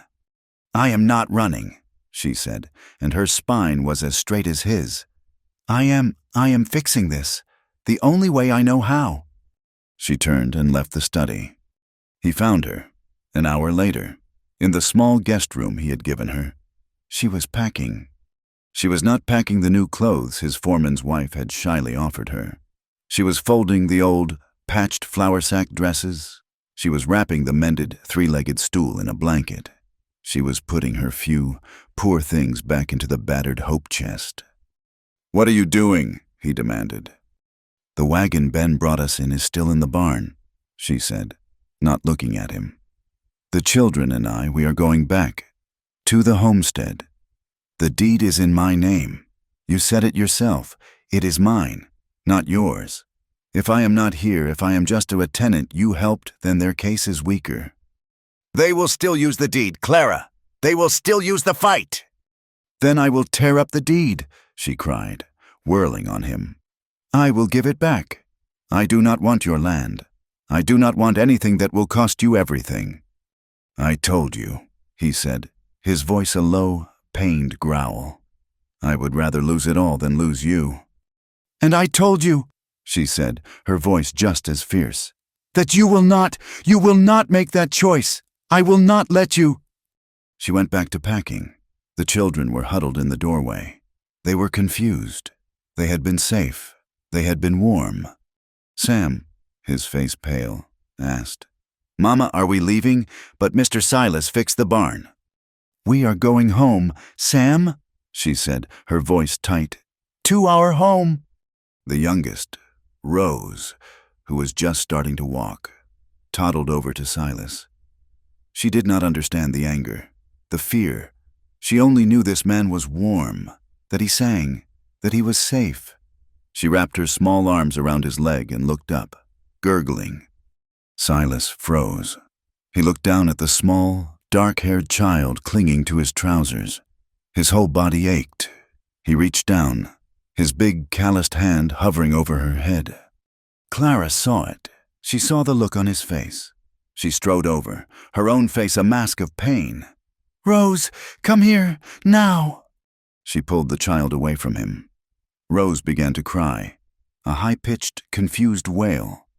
Reaching back for Silas, "Clara," he whispered, do not do this to me. Do not do this to us." "There is no us," she said, her voice dead. "There is you, and your name, and there is me, and my children, and I will not be the one who takes your name from you." She packed the last of their things. She herded the children out of the warm, safe kitchen, past the stunned foreman, and she loaded them into the wagon. Silas followed her out into the yard. He stood there, a king on his own land, and he was powerless. "I will not let you go," he said. "You cannot stop me," she replied. She did not look at him. She climbed onto the wagon seat, took the reins, and she drove away. She drove away from the big house, away from the safety, away from the man she loved. She drove back to the small, cold cabin that was now, legally, her own. The day of the hearing came. Cheyenne was bustling. The courtroom was not like the small office in Laramie. This one was large, with dark wood, polished floors, and a high ceiling. It was packed. Silas sat alone at a table with his lawyer, a man from Cheyenne. At the other table sat Arthur, looking pale and righteous, his New York lawyer beside him. The lawyer was a shark, a man with a silver tongue and cold, gray eyes. The new judge, Judge Morrison, was a man in his 60s, with a face like a worn boot and eyes that looked like they had seen everything. He did not like the smell of this case. Arthur's lawyer began. He was brilliant. He painted a picture of Silas Coulter, a man of singular focus, he said, a man who lived as a recluse, just like his father, a man dedicated to his work, until, he paused and pointed, until she came into his orbit. He spoke of Clara as if she were a storm, a sickness. He detailed the gifts, the food, the wood, the window pane. Charity? Perhaps, but then it escalates. He brought up the fight. He physically assaulted his own brother, Your Honor, for daring to question this influence. He brought up the fight with Judge Hargrove. He struck an officer of the court in broad daylight, in the act of his legal duty. And then, the deed. And the final proof, ladies and gentlemen, the final, irrefutable proof of a mind unhinged by this woman. He gives her 160 acres of prime Coulter land his father bled for, land that is part of the Coulter estate. He gives it away, for free, an act. I say to you that no sane man, no man of business, would ever commit. He spun a tale of a lonely, aging man, his mind weakened, being preyed upon by a young, destitute, and desperate widow. "We are not here to punish Silas Coulter," the lawyer said, his voice dripping with false sympathy. "We are here to save him, to save the Coulter estate from a woman who has, in a few short months, undone a lifetime of sound, rational business." He rested his case. The room was heavy. The townsfolk who had come from Laramie were nodding. It did sound crazy, when he put it like that. Silas's lawyer stood up. He was a plain-spoken man. "Your Honor, my client has always been a private man, but he is not an unsound one. He is a good one. I would like to call a witness. Who? The judge asked. Ben Grady, his foreman. Ben came up. He was terrified. He swore his oath. Mr. Grady, the lawyer said. You've known Silas Coulter long? All his life, sir, and his father before him. Is he a sound man? Solid as that mountain, sir. Then can you explain his generosity to Mrs. Riggs? Ben swallowed. Boss, well, he ain't like his father, not deep down. His father. He was a hard man. Silas, he's just quiet. When he found that family, sir, they was starving. They was eating boiled bones. He did what any decent man would do. And the land, the New York lawyer snapped on cross-examination. Was it decent to give away his inheritance? He didn't give away no inheritance, Ben said, his anger rising. That little patch of land was worthless. Luke Riggs had ruined it. It was a debt he bought for pennies. It meant nothing to the Coulter books. Nothing. But it meant something to her. The lawyer purred. Yes, sir. Ben said it meant her life. It was good, but it was not enough. The lawyer was twisting it. So he's a sentimental man, not a businessman, a man who lets his heart guide his ledger. That is the very definition of unsound. The room murmured. Silas's lawyer was about to speak again when the main door of the courtroom swung open. A dead silence fell. It was Clara. She was not the rain-soaked ghost. She was not the dirt-smudged widow. She was dressed in her one good dress, the old, faded blue one she had mended 100 times. It was clean. It was pressed. Her short hair was combed. She was not alone. Behind her, in a single, silent file, were her children, Sam, in his patched trousers, Mary, in the little boots, the 2 toddlers. They were all scrubbed, their hair wet and flat. They stood there, 5 small, silent witnesses. Clara walked down the center aisle. The crowd parted for her. Arthur Coulter stared, his face turning pale. She stopped. She did not look at Silas. She looked directly at Judge Morrison. Your Honor, she said, her voice not loud, but it filled the entire room. My name is Clara Riggs. I am the woman they are speaking of. The judge stared at her. Ma'am, you are not on the docket. I know, sir, but this is my name they are using. My life, and they are telling they are not telling the truth. I ask to be heard. Silas was on his feet. Clara, no! She looked at him then. A look of such strength, such love. Sit down, Silas. You will let me speak. He sat. The judge looked at her. He looked at the 5 children, who had not moved, who stood like small, brave soldiers. Very well, Mrs. Riggs, the judge said, his voice quiet. I will allow it. Step forward. Take the stand. She did. She swore the oath, her hand on the Bible. The New York lawyer looked delighted. He was going to tear her apart. Mrs. Riggs. The judge said, what is the truth as you see it? Clara looked at the lawyer. She looked at Arthur. Then she looked at the people from Laramie, the ones who had whispered. The truth, she said, is that I was starving. The truth is, my husband died and left me with nothing but his debts and his children. When Mr. Coulter came to my home, I was feeding my children boiled rabbit bones. My children had no shoes. My cabin was full of smoke. I was at the end of all things. The room was so quiet. You could hear the clock tick.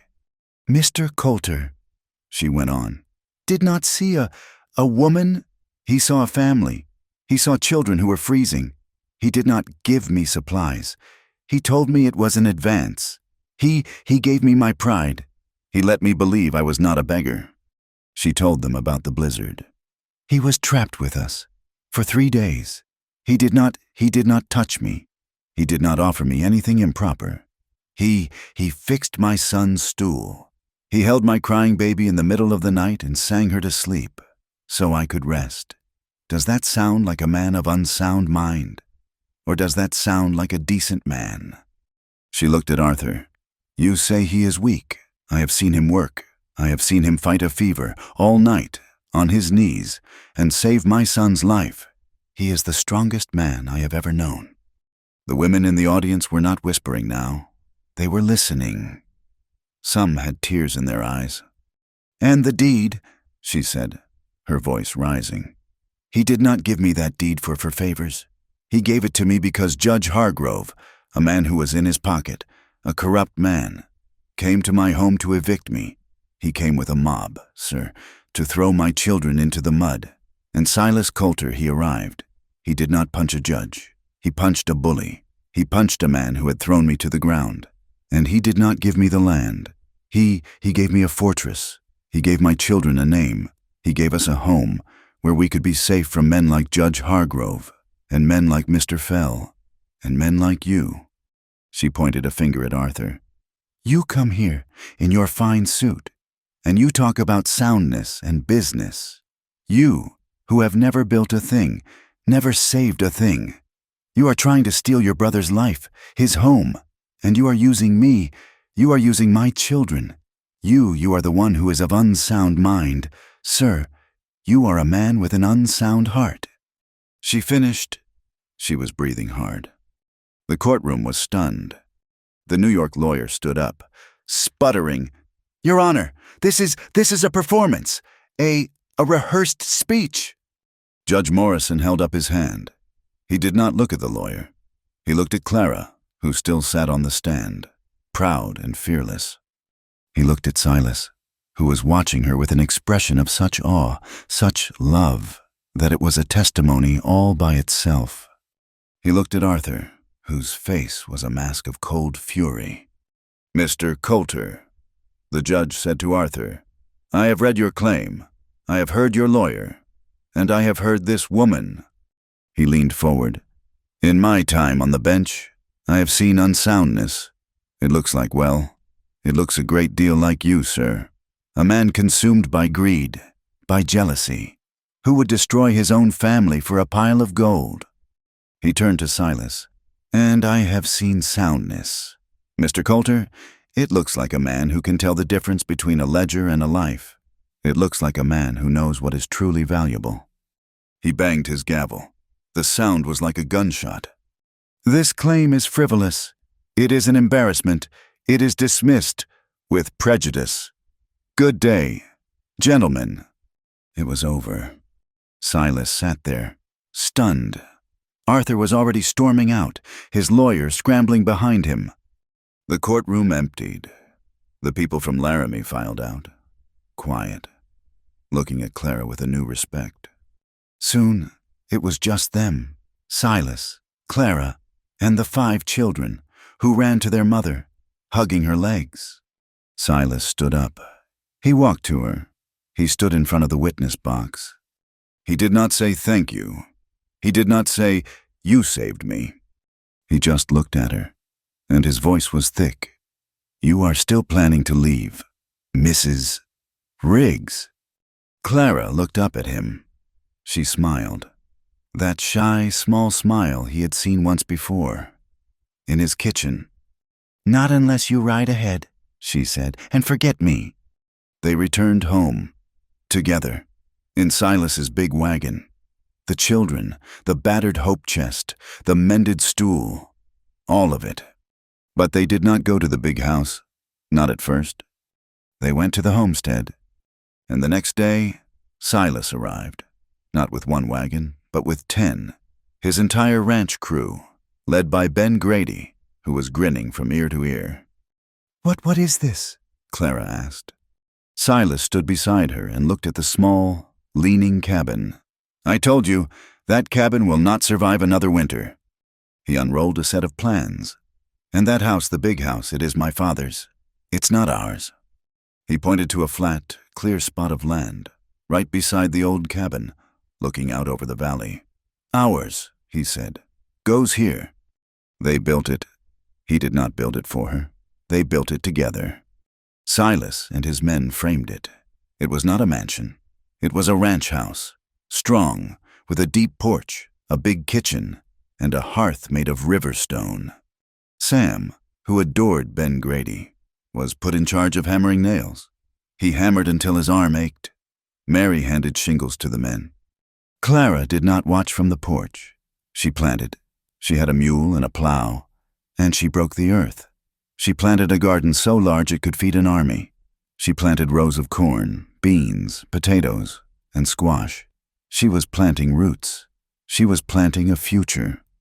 By the first snowfall, it was done.